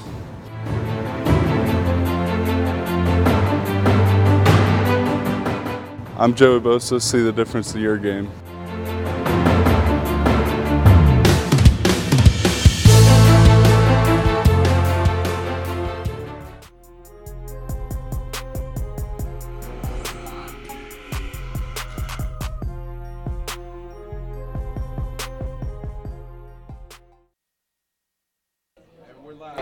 I'll call Ted. And we welcome you back to Max and Irma's here in Westerville. It's Wednesday night, and that, of course, means high school football. I'm Marty Bannister, the quarterback, Greg Fry, alongside as well. And we invite you to come out to Max and Irma's not only on Wednesdays, but every night of the week. And we can tell you that Max and Irma's has daily specials throughout the week, including Sweet Sundays, brings you $1 off all desserts. Monday is Meatloaf Monday, one of Greg's favorites. Enjoy 2 slices of Irma's meatloaf for only $10. Tuesday is always Kids Eat Free Day with the purchase of an adult entree. Wednesdays has now become Why Not Wednesdays, where the feature is Max's original margarita for only $3. And lastly, every Thursday is Thank You Thursday, where they like to say thanks to you for coming out, for being such wonderful guests with $5 cheeseburgers and endless fries. For more information and updates, make sure to like them on the Facebook page. Every store has their own personal page, so be sure to support your local Max and Irma's. He's the quarterback, Greg Fry. I'm Marty Bannister. So glad you're with us. Every Friday night, when you want to find out what's going on in high school football across the state of Ohio, just about the only place to be is Spectrum Television for High School Blitz. This gentleman right here is the ringleader of that, and I don't know of anybody who juggles more on a Friday night on the air than Aaron Goldstein. We appreciate you spending some time with us. Thanks for having me on. Great to be here. For what you do on Fridays, for those who don't know, maybe take us through just the basics of what High School Blitz entails for Spectrum. So we like to think of it a lot as like a high school version of NFL Red Zone. We get the opportunity to have... Except you don't get charged. No charge. No charge. Just have Spectrum, right? Just need to have Spectrum. Channel 311. Good point. And we get the opportunity to have cameras usually at anywhere from 10 to 12 games all across the state. So we're not focused on one region. We get to spread out throughout the state. We've got one big game, we'll call it. It's the OHSAA Game of the Week every week, and that is actually live on our channel in whatever area that is. So, for example, this week, Sycamore Mason. Southwest Ohio viewers will get a chance to see that on Channel 311. The rest of the state will get essentially NFL Red Zone for high school. We call it High School Blitz. We get a chance to dip in live to all of those games that we're showcasing each week. It's at 10 to 12 of them. A chance to hear from great announcers like Marty, who calls a game I don't know about great announcers. Yeah. every week. But it really gets a chance to sort of feel high school football across the state. There's so many good programs that there are, and we get a chance to keep an eye on them. So that goes from about 7 to 10, or whenever the games wrap up. You never know. Sometimes they go longer. And then at 10 o'clock, we come on and we do an hour wrap-up show. So we'll have highlights from all of those games. But our biggest goal, too, with that hour long is to really try to give a feel of what it's like all across the state. And so not just those 10 games. What's happened in high school football that night. And we get a chance to do it. You know what's great, too, is the people that we have. Neil Sika, actually, is the man that really drives the show from 7 to 10, sort of juggling, going back and forth between all the games. Brett Hiltbrand, one of the newer additions to our crew, he's watching video all week. We call him the insider. He gets a chance to see some of the great players that are on. Matt Durazio joins us from 7 to 10. And then one of the coolest additions that we have this year, Joshua Perry. Former Ohio State linebacker, right. Former captain, a national champion, an NFL player. I got to tell you, he started with us probably about 3 weeks ago now. The first time he jumped on the show, first question he answered, we all looked at each other like, this guy knows what he's talking about. Not only that, he knows TV. When he talks, you learn something new. It's great chance, and we get a chance to actually not only get his insight for High School Blitz on Friday nights, but also with our Ohio State Buckeye coverage, both on Tuesdays and Saturdays post-game. It's great to have him aboard. He really adds a new perspective to it. I'll take a small amount of credit for Joshua Perry. I recall talking to him after a Maryland game when I was working the sidelines on radio, and we were talking after the game, and I said to him, you want to get into broadcasting. I've thought about that. I might try that once all this is done. So you're welcome. Well, thank you. Yeah, well. Because, and you know what? You hear him on the radio, too, before Buckeye games. He does pregame stuff on the radio. Very talented. He is extremely talented. Right. Probably a lot better than the guy sitting to your left. Well, let's not go that far. This guy has called some pretty good games for us on Spectrum Sports over the years. Thank you. I appreciate that. So what have you learned so far this year? With all the teams you've seen, what have you learned in the first 3 weeks of the season? I got to tell you, I was impressed with Hartley. And you guys talked about Wheelersburg a lot. And side note here, we'll get back to what I learned. We heard the Watterson guys talk about what it's like to go down there. I'm with you guys. That is, I had the chance last year, the first time I had the chance to go down there and watch a game there. What a cool atmosphere! If you haven't had a chance, go down there. Yes. It's worth the 2.5-hour drive from Central Ohio to check that out. But what Hartley was able to do, and look, they lost the first week to Toledo Central Catholic and what Brad Birchfield called the best Central Catholic team that he had seen. And that's saying something. That's scary. And he also called him the best team in Ohio. Wow. He's full of belief that they're the best team in Ohio. That's scary because they've been good a few times. Right. So they go down there, but then to bounce back with a win over Wheelersburg the way that they did, Wheelersburg had a 36-game regular season winning streak before that, and they just made it, and they're still a good team. Remember, they returned their starting quarterback from a state championship team, Trent Salyers, who broke his leg in the middle of a state championship game. That? You talked about Tanner Holden, too. Oh, man. And so, to me, Harley was impressive. What Westerville Central's doing, that's a great start. Pickerington North, just the pieces, and that's why I'm excited about that game. I'm too bad we don't have that one as one of our 10, but we'll definitely be keeping an eye on that on Friday night. But Pickerington North, just the pieces that they've added, that's a lot of fun to watch. To me, though, Pickerington Central, probably the team to beat, not only in Central Ohio, but just what Demetra Crenshaw brings to the table. We saw what he did last year as a sophomore in a state championship game. And I remember talking to Jay Sherritt before the season, and what he impressed him most was his decision-making as a sophomore. And when you're making those decisions as a sophomore, who knows what you can do the next couple of years as you get a chance to lead this team. What helps when you get to play 15 games? You're a sophomore and a half at that point. That's a good point. Very, very true. I want to go back to the Brad Birchfield comments, the head coach at Hartley. And I remember I called the game against Wheelersburg, and I went down to coach on the field prior to the game. We were just talking about things, and I go, Coach, what's your mindset first drive? You get the football. What are you going to do? And he looked at me and he goes, Marty, we're going to do this. As in, we're going to push them down the field. Mm-hmm. And you hear that, and there's a lot of confidence. But I'm thinking, well, this is the defending Division III state champions that did this to people last year, pushed them down the field.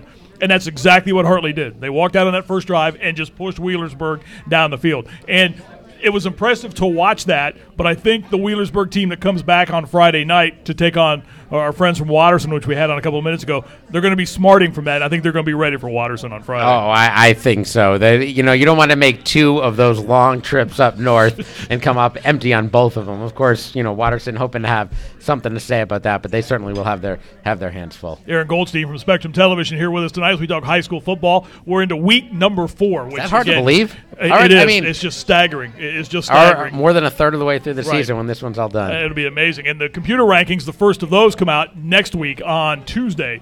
The computer rankings. We'll have more of that coming up for you here on EBSN. I have a question for you, Aaron, off of our Facebook page as we quickly approach the halfway part of the season. Who are some of your dark horse teams? And you've been talking about some of the ones that have impressed you so far. Anybody stand out in that category? Wow, that's Greg mentioned it earlier. I think this is not a dark horse at all, but I agree with you. Hoban right now, pound for pound, division for division, they're the best team in the state. They have looked really good to start the season, but I don't think we could call them a dark horse. No. I don't think so. They're certainly one. They're not one sneaking of up the on anybody. Dark horses from across the state. Winton Woods is one that you talked about earlier, which I didn't really know what to make of them after that first week against Trotwood Madison, and just an ugly game. Scored 3 points. They scored 3 points, and maybe a lot of people would say that Upper Arlington shouldn't have played them quite as close as they did. But when you watch Mayan Williams, scary. He is someone who can change a game really quickly. I'm excited to see. It's tough to say how far of a run they're going to make, but I'm excited to see the Sycamore Mason battle that we're going to have on Friday night, because Sycamore is a team that has won. They're 3-0. They've won sort of a little ugly. They were able to just squeak by. I'm trying to remember. They had a win from last week, 8-7 or something like that. That we had a chance to have on. But they're a team that they seem to have the intangibles.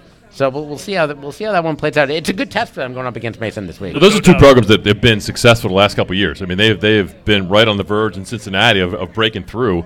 Matter of fact, 2 years ago they had St. Xavier beat literally by 28-14 when the year St. Xavier won the state championship. Sycamore had them beat.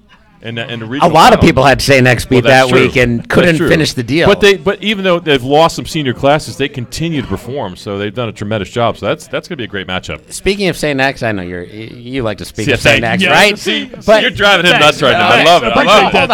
Hold on for a second, though. To see we're going to talk about the GCL now. No, we're not even talking about that. Okay, to see what Sean Clifford was able to do for Penn State, first pass, touchdown. I didn't see it. That's pretty good. Really? What, should I be surprised? No. Sorry. All right, you're back in now, Marty. We'll have another edition of GCL this week. It was just this much. Yeah, well, that's maybe a little too much. We're talking high school football here on this Wednesday night. Eric Goldstein from Spectrum Television with us here, along with the quarterback, Greg Fry and Marty Bannister. As we hit the halfway point of the season, I know you found this out talking to high school coaches. A lot of them will say, we don't worry about the computer rankings. But every staff has a guy who's in the office going, all right, 28 points by 17, and looking at Joe Idle's webpage.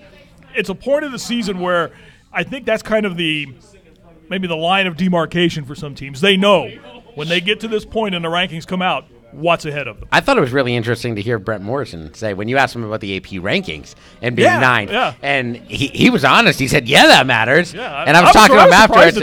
I was talking to him a little bit afterwards, and he said, our kids are paying attention to that. Now, he knows that if they go out and lose to Pickerington North, chances are they're probably not in that rankings anymore. Right. But that can be a motivating factor. And in the same sense, obviously those computer rankings mean so much more. What was really interesting to me at the beginning of the season, and honestly we still have to wait to see how this all plays out, is with the court case going on with the competitive balance. It's sort of taken place down in the Dayton area. With the GCL co-ed for the most part. However, it's an issue that the OHSAA said they're not going to let just affect one conference. If they're forced to change, it's going to affect the entire state. And what that will do is if all of a sudden some of these teams have to change divisions, it's not going to only affect those teams. It's going to affect everyone's schedule. And yet Joe Idle, good luck trying to recalculate all those points. Oh, he can do it, though. He will. We know he'll do it. We know he'll do it. But there's a ripple effect that's going to affect. There is a long ripple effect. Now, hopefully at this point, we'll have to wait to see how it plays out. That maybe it won't affect anyone this season. But, because when you guys know that when the coaches make their schedules, they're looking exactly at what divisions these schools are in. Oh, yeah. Because they need those computer points. And if all of a sudden that gets shaken up, that'll certainly be a lot of ripple effects across the state. In fact, you talked about the enrollments and some of those. In fact, the OHSAA just released today that they have updated the enrollments for all the Olentangy schools, dropping Olentangy Prime, I guess, for lack of a better term, from Division I to Division II in football, while Liberty and Orange stay the same. Olentangy Berlin goes to Division III right now, updating those enrollment numbers. So that's part of the things that they and I think they do a very good job of keeping an eye on that and making sure it's as, for lack of a better term, competitively balanced as possible. Yeah, and it's such the whole competitive balance issue is such an interesting thing because you look at a school like Hartley, where Coach Birchfield to say they by far have the fewest kids in their school of any Division III team, but when you have a chance to pull from such a big area, I don't know that there's really a good solution that everyone's gonna be happy with. But I agree with you. The way the OHSAA does it and is very open about it and keeps everyone in the loop, I think it's pretty good. Well, and I don't know, and Greg, I know you've thought of it. We've talked about this as well too. I don't know of a better way to do it. I mean, quite frankly, when you've got 700 schools playing high school football, is there a better way to divide it? If you've got it, I'd like to know it. And we talked about this a couple weeks ago. I don't like the word choice of competitive balance, right? Because to me, that's not. It's about the numbers. Mm-hmm. It's not about competition, and I think people misread that so that they're So you think numbers equal competitiveness? Well, I'm saying that the perception, I think, is what the perception is. The perception out there is competitive. It's more those teams they can recruit. They got more bodies, But it's about enrollment. It's cut and dry in my book. Mm-hmm. Yeah, I don't know. I mean, it's an issue that's obviously been hanging over their head for a long time, and as I said, I don't know that they can make any decision that's going to make everyone happy. But I like the way they've gone about it, and because if Bishop Hartley really played in its what division it would be with its enrollment, they're probably down in Division 6 maybe, and now all of a sudden they are dominating, right? But again, I mean, and this situation, my opinion, is better than a public school and a private school division, which nobody wants. Right. I agree with that. Some people might, but some people want it, but the majority don't. Agreed. And I think this works out the best. We mentioned the top 10 polls out throughout the state, and a school we need to get some love to, which is ranked number 1 in the state in Division 5, and that's Johnstown, located just to the northeast of Columbus. And that's a program, Johnstown Monroe, they're 3-0 right now, off to a great start. And one of those programs, they're in the Licking County League. The Licking County League broken down into divisions, large school, small school, and Johnstown finds itself ranked number 1 in the state in Division 5. That's one of those areas, I think, Aaron, I want to get your thoughts on this. It is probably in the same, I guess, maybe a growth range as, say, maybe New Albany was 5 or 6 years ago, or Olentangy was 15 years ago. You go out that way, that there are a lot of houses going up in that area. There are a lot of businesses going up in that area. They might be positioned to make a nice run for a number of years to come. And I feel like up in that area, you always end up getting a lot of really good teams. Johnstown, you go a little further, you get Danville, Heath, right, up in there. Knox and all, it's some really good teams. And just a little plug here, they're playing Granville this week, one of the games that we'll have on Spectrum Sports on Friday night. That you'll be able to keep an eye on. I haven't seen them this year. I'm really intrigued to see what they look like. They always seem to be one of those teams that's up there, that has a good program. And as you said, as they continue to grow, maybe all of a sudden their division continues to grow a little bit too, so they end up having to move up, which could be a little bit of a setback, but I'm really intrigued to see what they look like this Friday night. The best thing about Johnstown is the fact that Coldwater is now Division 6. It frees up Division 5 a little bit. Get those MAC schools out of the division. They're heavy in Division. Coldwater and Marion Local are 1 and 2 in Division 6. But you know who else is in Division 5 hanging down at number 6? That's Wheelersburg. I did see that. That's Wheelersburg. So let's be careful there. Another one that's having a great start this year, the Fighting Lachey's from Grandview Heights. With Jim Lachey, the former Ohio State offensive lineman who now does color work on the Buckeye Football Radio Network. His son Luke plays there now. His oldest son is already off to Bowling Green, but they're ranked number 4 in the state. That mid-state league, you look at that one division, it includes Academy, it includes the game I'll do Friday nights, Academy Bexley. You have Academy, you have a very good Whitehall team there. Got to get some love to the Rams there. Also, Grandview Heights. So there's some talent. It may be a league, I think, sometimes, Aaron, that maybe gets overlooked a little bit, but there's some talent there. I think that's definitely a league that gets overlooked. And what Academy's sort of been able to do quietly, and even Bexley, they've taken a little bit of a step back this year, but that was a program that was building and getting better and better. I believe they made the playoffs at least last year, maybe the last 2 years. So definitely a league that gets overlooked. But as Greg said, man, for Grandview Heights, sitting there number 4 in Division 6, looking up, and the 3 teams ahead of you are Coldwater, Marion Local, and Kirtland. Good luck. Wait, I coached in that league, so I'm that's one that it's in my Mid-State heart. League? Absolutely, I coached in the Mid-State League, so coached against Whitehall and certainly seen what Grandview has done and Bexley, obviously. So, I'm rooting for them for sure. But you're right. You look up and you're going, those are 3 pretty good programs ahead of you. By the way, you shed some knowledge for me. I had no idea that Whitehall, one of the 8 originals one of in the the original OCCZ, 8, that's right, in the old OCCZ. Before moving over to the Mid-State League. That happened That's impressive. about 15 years ago. I think they made the move over to the OCC. Another big game on Friday night. We touched on Hartley and their win over Wheelersburg last week. They have unbeaten Chillicothe on Friday night at Hartley, and that's going to be a dandy football game. That'll be a lot of fun to me, and as I mentioned to you, I've been impressed by Hartley. That's another one of the games that we'll have on Spectrum Sports, so another reason to tune in. And by the way, just to plug things a little bit here. Please do. If you don't catch it from 7 to 10 while we're in those games, all those games end up eventually being available on myspectrumsports.com. You can go back afterwards and watch the games. But no, Hartley, Chillicothe, I think maybe a team that's surprising people a little bit in the way that in the start that they've had. I think so. I think a lot of that. We'll learn a lot about Chillicothe this week. So far, they maybe haven't played the toughest schedule out there.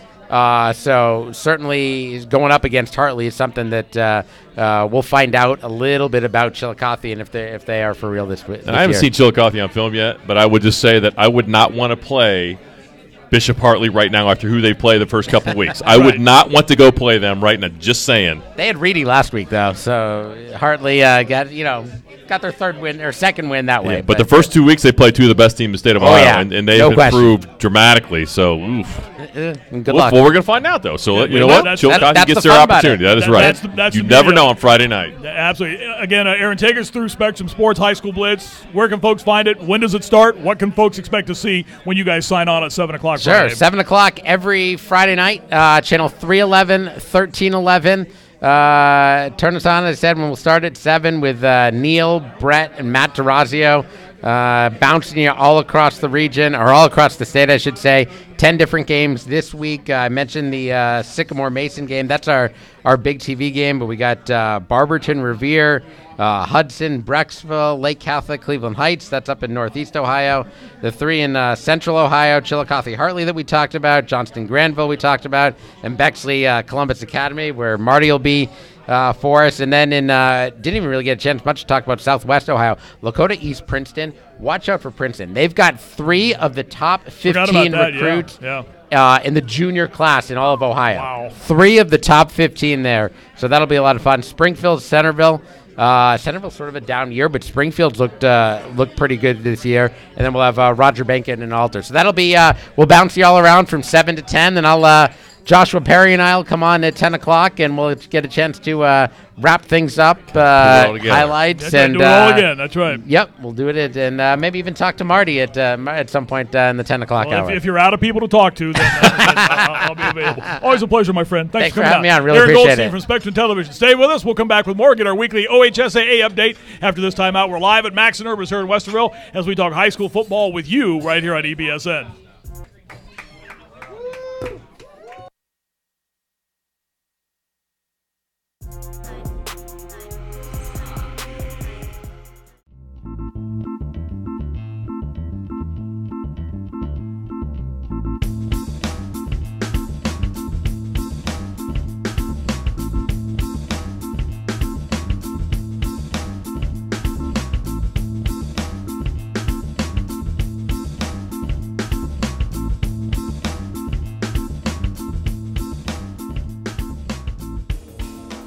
Powerball. Don't get caught without one. The Rivalry, a historic showdown between two great teams and two passionate fan bases. This season, join Germain Honda of Dublin and Germain Honda of Ann Arbor as we relive the greatest moments in the history of the game, with special offers for listeners. Discover Honda's award-winning lineup of cars and SUVs, like the 2017 CR-V, starting at just over $24,000. But rest assured, whether you're in Ann Arbor or Columbus, you can count on Germain Honda to deliver the right car, the right price, the right way.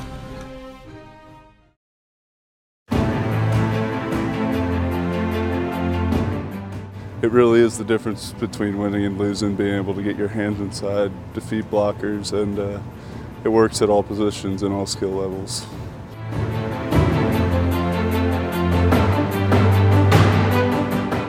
I'm Joey Bosa. See the difference in your game.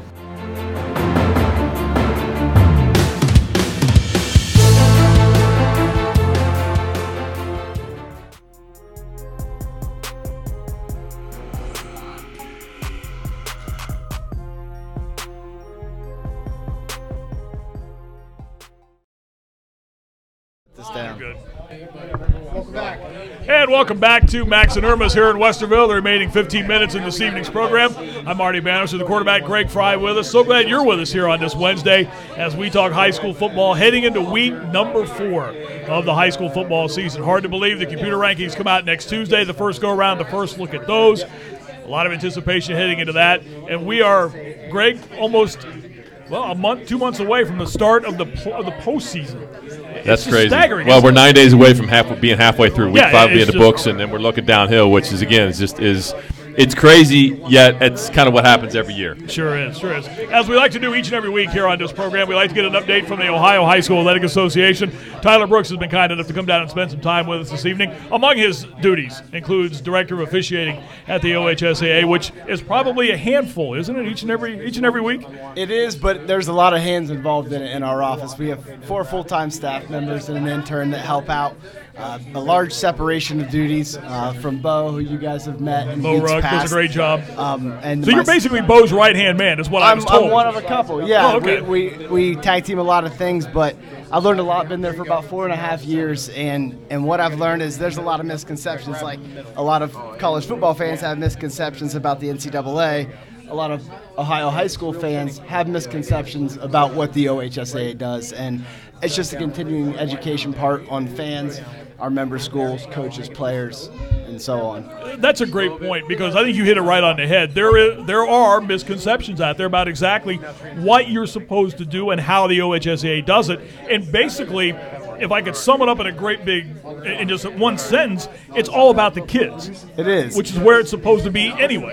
It is. And Dr. Ross, our former executive director, was always great about getting us back down to that micro level, or the macro level rather. We're in our daily work, our phone calls, our emails, our meetings, and it's not easy every day to get back to why are we here? What are we providing these opportunities for? And Dr. Ross was always great about getting it back to think about why you're here. We're doing it to provide the best opportunities for kids, because we all know the market made on our lives as young people. And I'm sure Jerry will continue that concept and that mission that we carry with us. I want to give some love to the officials, because over the years I've gotten to really appreciate what they do. And initially I was a coach, which is remarkable because he is a former coach. Yeah, so. and I was one of those guys. I tend to verbalize a little bit too much of my emotions during a game, but I've learned to really truly appreciate what those guys do. And I've had a chance to speak to a number of those guys, and I know the pride level that they have in what they do. And they take a bad rap in a lot of cases, especially from the fans going, "Oh, you missed that call. You missed that call." I'm going to give these guys some love a little bit in your relationship with them. It's one thing to sit there and email and call with them, but I thought, what the heck, I'll give it a shot. So my first fall working at OHSAA, I became a basketball official going into my 5th year, going into my 2nd year of football. And it's one thing to be able to sit there and say, yeah, I know the game. I know what's a foul. I know what's a holding. Most of us do. We're all fans. We've been watching the sport for decades. But to be on the field, to process it, to enforce it, to do it equitably, to do it professionally, is a whole different level of understanding that I don't know that everybody understands. Everybody can sit there and talk sports and appreciate the moment and what happens and how you should process it. But until you're in the field in that moment, it's difficult to put yourself in those shoes. Well, I learned that a long time ago in my playing days when I had a coach up in the press box. Because you get a real nice view in the press box. It looks easy in the press box. And he would say, well, how'd you miss that throw? I'm like, well, I couldn't see. I can't see because there's a 6'8" guy in front of me. And there's another 6'6" guy in front of him. I couldn't see. And he's like, well, the guy was open. And, there was a disconnect. And this guy was a pretty good coach, but he didn't understand what it looked like from my angle. And when I transfer that over to what the referees see, that really gave me an appreciation because you guys get one shot at it. And it's real time, and you get a different perspective because the people in the stands, they see a broader view of the field, but they don't know what it's like to see it from your eyes. They're watching it on the upper level. They're watching maybe their son at wideout who gets his jersey tugged, and we're watching the play going 8 yards the other way. It's tough. It's tough for everybody. It's tough for our coaches. It's tough for players to execute, but it's also tough on officials. And everybody takes pride in what they do. Right. The players put in year-round work. The coaches put in year-round work. And the officials take an immense amount of pride in what they do. Yes. And the best ones put in that extra work. Right. There's group chats, there's emails, there's chats, group chats, there's video sharing. And I think coaches, especially in Central Ohio, I can speak to that a little bit more, do have a deeper appreciation of what the officials do and how much work they put in. But I think state to state or corner to corner, I don't know that that's fully appreciated. And that's just kind of part of the continuing education that we have with coaches and an outreach that Bo has encouraged in the recent last couple months is coaches associations want to meet with the officials. They want to meet with your officials associations. Go break down some video. Tell me what you're seeing. Tell me what you're calling, and let's learn together. Tyler Brooks from the Ohio High School Athletic Association joining us here to remaining moments of our program tonight here at Max and Irma's in Westerville as we talk high school football with you. Getting some folks saying hi to you on Facebook. You're a popular guy. Vicki Miller says hello from Southeast Ohio. Thumbs up from Maria Verhoff. Jill Unverfurth, thumbs up as well, too. So we bring this guy on and suddenly things light up here. It's amazing. Well, I come from Southeast Ohio, and high school sports are the lifeblood of the communities, just like it is up here. And they talk about Wheelersburg. I'm from Southeast Ohio, Fort Fry High School, and that is the entertainment. That is the light on Friday night. That is the biggest show in town, and it's fun to see that when you travel all over Central Ohio, and when you travel out of state. You're driving to Indianapolis on a Friday night, and the lights are coming on. It's 7 o'clock in Indianapolis. It's 7 o'clock in Dayton, and those lights are coming on. So high school sports runs strong, not only in Ohio, but in all of our travels as well. Colt Tiemann and Andrea Nicole Morrison Boyce all say hello as well, too. See, this guy's just lighting it up. Hot prospect right here. It's almost like a telethon we're having for this guy right now. You mentioned Fort Fry a moment ago, and correct me if I'm wrong, but weren't they in the news this week for, I want to say, because of injuries last week, either the team they're playing or they don't have enough to field enough healthy players to play a game this Friday night. And again, that's one of those situations where it certainly affects the computer rankings. I know certainly in the OHSAA office you hate to see that with numbers being what they are, especially at these smaller schools. That's a difficult situation for all involved. How closely do you monitor things like that? I follow just about every Fort Fry fan and athletic supporting page I can find, but I keep pretty good touch with things. But yeah, they're facing a local Southeast Ohio school. It's not unique to the rural areas, but it's probably more prevalent in the rural areas where you see a team that says, hey, we just don't have enough healthy bodies to put out there on Friday night. Sure, we might have 11, but is that safe for our kids to play all 48 minutes all night Friday night? And they're facing the high school federal hockey in Stewart, Ohio, and they're a long-time annual opponent, and they just don't have the bodies this year. So Fort Fry's athletic director was concerned, how does this affect our divisor? We only have 9 opponents now. Are we going to be penalized? And penalized would not be the word. It's clearly out of their control. But anytime an OHSAA member school loses an opponent, it's going to affect your divisor. And there's all kinds of literature if you want to go out and read about the Harbin rankings. And sometimes it can be positive, and sometimes it can not be necessarily a strong positive. But that happens throughout the state, not just in Southeast Ohio. I know. The key, as we talked about earlier, this is supposed to be all about the players and all about the kids and giving everybody opportunities. but these smaller schools, and with some of these schools, for example, this year Millersport was unable to field a football team this year. They just didn't simply have enough kids come out to play. I know there's nothing the organization can do about that. I know you hate to see that, though, and it's just one of those situations where you hope next year things get better. But for these smaller schools, it's a very difficult task right now to field enough healthy bodies. And I think you hit on it. Yeah, you know you only need 11 on the field, but you can't play with 16. You can't play with 14. You got to have more than that. Yeah, and it's not recently, just in the last couple of years, we've had people come to us with interest in 7- and 8-man football. And we permit it. There's a handful of schools around the state, maybe not necessarily at the varsity level, but say, hey, we want to run 8-man for our JV. We want to get these guys reps, but there's just no way that we can get enough bodies out there. So as a football official, there's about a page and a half in the NFHS rules book that adapts the sport rules for an 8-man football team, 8-person. And I haven't encountered one. I'd like to see it. But in the end, it's all, again, about getting back out to that macro level. We want to provide opportunities for kids. This isn't about let's get them on the fast track to a scholarship, or let's make them a superstar, or let's get them stats. No, let's get every kid that wants to play the sport the opportunity to play the sport. I think that's a great thing about the OHSAA is, and that's every week that we have you guys on, hearing more and more about that. It's the education and the bigger picture, because it's easy to talk about state championships and all the teams are going to make the playoffs, and that's a great thing. But you guys, your reach goes way, way beyond that.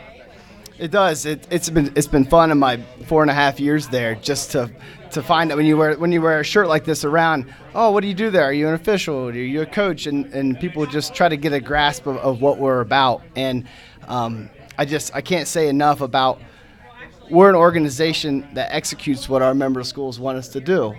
We're not power wielders. We don't flip a switch and say, well, we want to do this year. We are a reflection of what our member schools want us to do and want us to be about. So we carry that responsibility with a lot of gravity, and we are happy to do that. So that's one thing I always like to reach out to officials or schools when I talk to them, say, hey, we're enforcing the rules that you want, not only as officials, but as a governing body. If you want something, get your feedback through the Coaches Association. Get it on a referendum ballot. Let's work together to make it better as the entire association sees it. And you hit on a key point a moment ago when you mentioned the NFHS. The OHSAA doesn't set their own rules. You follow the rules that the National Federation of High Schools set. And sometimes I think people forget that. They think you're kind of your own little fiefdom out here doing whatever you want. Simply not the case. No, it comes up a lot with NES sport. You say, well, we want to make this modification. Let's make the sport better. Why can't you just flip the switch and do it? A lot of times shot clock comes up. I don't doubt that for a second. In basketball, well, this is a travesty. They ran stall ball, and we got 6 possessions and a half, and it's a mockery of the game. You guys need to institute. Well, sure, some schools could afford it, and maybe statewide some people could afford it, but you got to game operate. But outside of all that, it's we are only one level of a multi-level organization. The National Federation, the NFHS, is kind of our governing body. And if we want a seat at the table to say, hey, this is the feedback from our state about proposed rule changes or modifications, if we want a seat at that table, we have to play by their rules. And there's comfort in that. There's consistency in that. There's education benefits in that. And that's something we value. No question. You mentioned the officiating aspect of it, and I know this is something you folks deal with in the office. I see there are pleas for more officials at every level right now. Yep. And sometimes I don't think people really understand, or maybe they do for the most part. Certainly coaches, I think, Greg, and you can agree with this, what an official goes through on a Friday night. It's going to be very difficult, and I know a lot of them, the vast majority of them do a very good job. A lot of trying to turn all that out and focus all the chatter that comes around with being an official. It's not an easy job by any stretch of the imagination. Those that do it because they love doing it. They're not retiring off of being officials. No. But at the same time, Tyler, and you know this, you have to tune all of that chatter out and focus on the game itself. It gets back to the kids. I would encourage anybody we've seen the articles. It's nationwide. There's initiatives in the NBA where if an unruly fan gets out of hand, an event staff manager will give them a little ticket that says, hey, you've been warned. Next one's over the line. You're getting ejected. There's initiatives all across the nation. We have former OHSAA officials that go across the nation and send us back and say, hey, guys, we were getting kind of thin here, but we're over here in Oregon, and they can only play games on Tuesdays and Fridays because that's the only time they have enough officials. So we don't want to come to that in Ohio. Some sports are better and worse than others. Basketball and football probably have the most officials, the most flexibility, but we've even seen a decrease in that. So I would urge anybody that has an interest, you've got a kid playing, you say, I'd like to get a deeper understanding, or I want to contribute. My son's getting ready to graduate. He's the last kid out of the house. I want to get into this, see what this is all about. It's a great way to meet people, contribute back to the game that, again, we all love, we all go back to. And I would encourage anybody to give it a shot and get a deeper appreciation for that. I know I have. And, again, it's one thing to know the rules, and it's another thing to process them there on the spot. Well, I'll just say from a former coach standpoint and from a parent standpoint, and even a broadcaster sitting in the stands, I would challenge the parents. I mean, there's a constant challenge, I think, of educating parents, but also saying, hey, before you – say what you think you want to say because of what you think you saw and point the finger at the officials, you may want to take a little time out and think about that for a second because they're doing the best they can, and the viewpoint is much different than yours. And I see so many know-it-alls in the stands, and it's pretty much everywhere I go, and not just at the high school level. So parents, if you're watching this, you might want to think twice about that because these guys are doing the best job they can, and it is a very challenging job. And they're not trying to sway it one way or the other. I mean, I hear that all the time. Well, that amazes me that parents really believe that, right? And fans really believe. Well, they're rooting for the other team. I hear it all the time. So I can say this directly, like, come on, guys. I mean, give these guys a break because they truly are trying to do the best they can to keep it fair and equitable because that's what they have to do. And any shortcoming on an official, Lord knows we all have them. Whether a coach makes a bad call, a parent gets out of hand, a player has a wrong read or hears the play wrong. Officials make mistakes too. Everybody knows that. But it's a reaction to that. I've stepped into the varsity football foray, and it's one thing to say, you know what, I'm not that good at an official. And there's venues and there's feedback mechanisms for the coaches, for the schools to say, hey, had this guy, don't think he saw the things right, don't need to see him on our schedule again. Versus the way we get the feedback is outlandish. I mean, menacing. Vulgarities.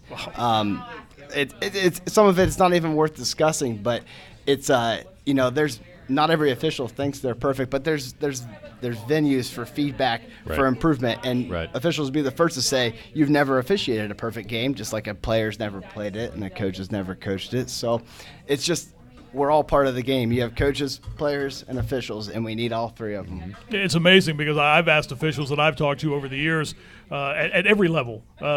Did you know what was going? Did you know the score of the game? And almost to a person, they tell me, no, I had no idea what the score of the game was. Yeah. And you wonder about this. Well, how can that be? But that's the mindset. They're not worried about who's ahead or who's behind. They're worried about what's going on. One play at a time, right? I mean, and going on the floor. And that's where the mindset has to be. You can't worry. And, I mean, I've had officials walk off the floor, and I've seen them afterwards go, what was the final again? Who won? I mean, that's the mindset. It has to be, doesn't it? Time and score, yeah. I mean, we'll go into halftime. I mean, you know the clock and everything. You obviously keep an eye on that. Got clock, go into halftime. What's the score? Anybody get the score? That's not what we're there for. You know the score under a minute, maybe under 2 minutes, because you got to know situationally what you're going to see. If it's in football, if somebody's going to get desperate. If basketball, somebody's going to reach and grab a jersey, situationally, a good official is aware of the score, but it's far from our focus. You'll go over and talk to a coach. They have 70 penalty yards, and we have 5, and this is unequitable. We don't determine what the penalties are. The players do. Right. So, meet us halfway here. That's not what we're here to do. Call them like we see them. Absolutely. Much like last week when Bob Guesswich joined us, we're going to have you have your own segment. We're getting so many responses to you being on this program. Brenda Hill Sprung, Lana Rochelle Lang, Angela Spano, Chris Cordy, Daniel Hadfield, all saying. Chris Cordy. Yeah. There you go. Hey, Chris. All checking in and saying you're doing a great job on this program tonight. So we just decided from now on he'll get his own segment. How about that? Each and every Wednesday night. He'll be Tell Bo he can stay home. We don't. Yeah, both those guys and Tim, those guys can stay home.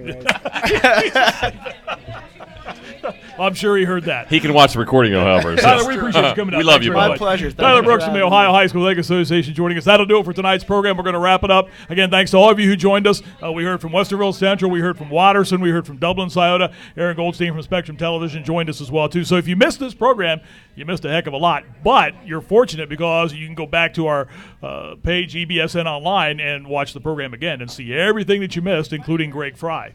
It doesn't get much better than that, does it? Tim, it's all him. Yeah, it's all him.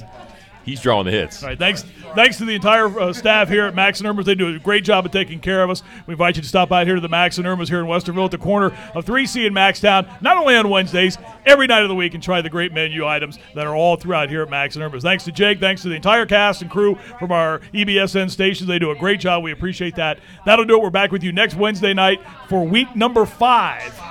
Of the high school football season. We'll recap week number 4, talk about the computer rankings, and have guests, coaches, players as well, too. Thanks for being with us. Enjoy the games this Friday night, everybody.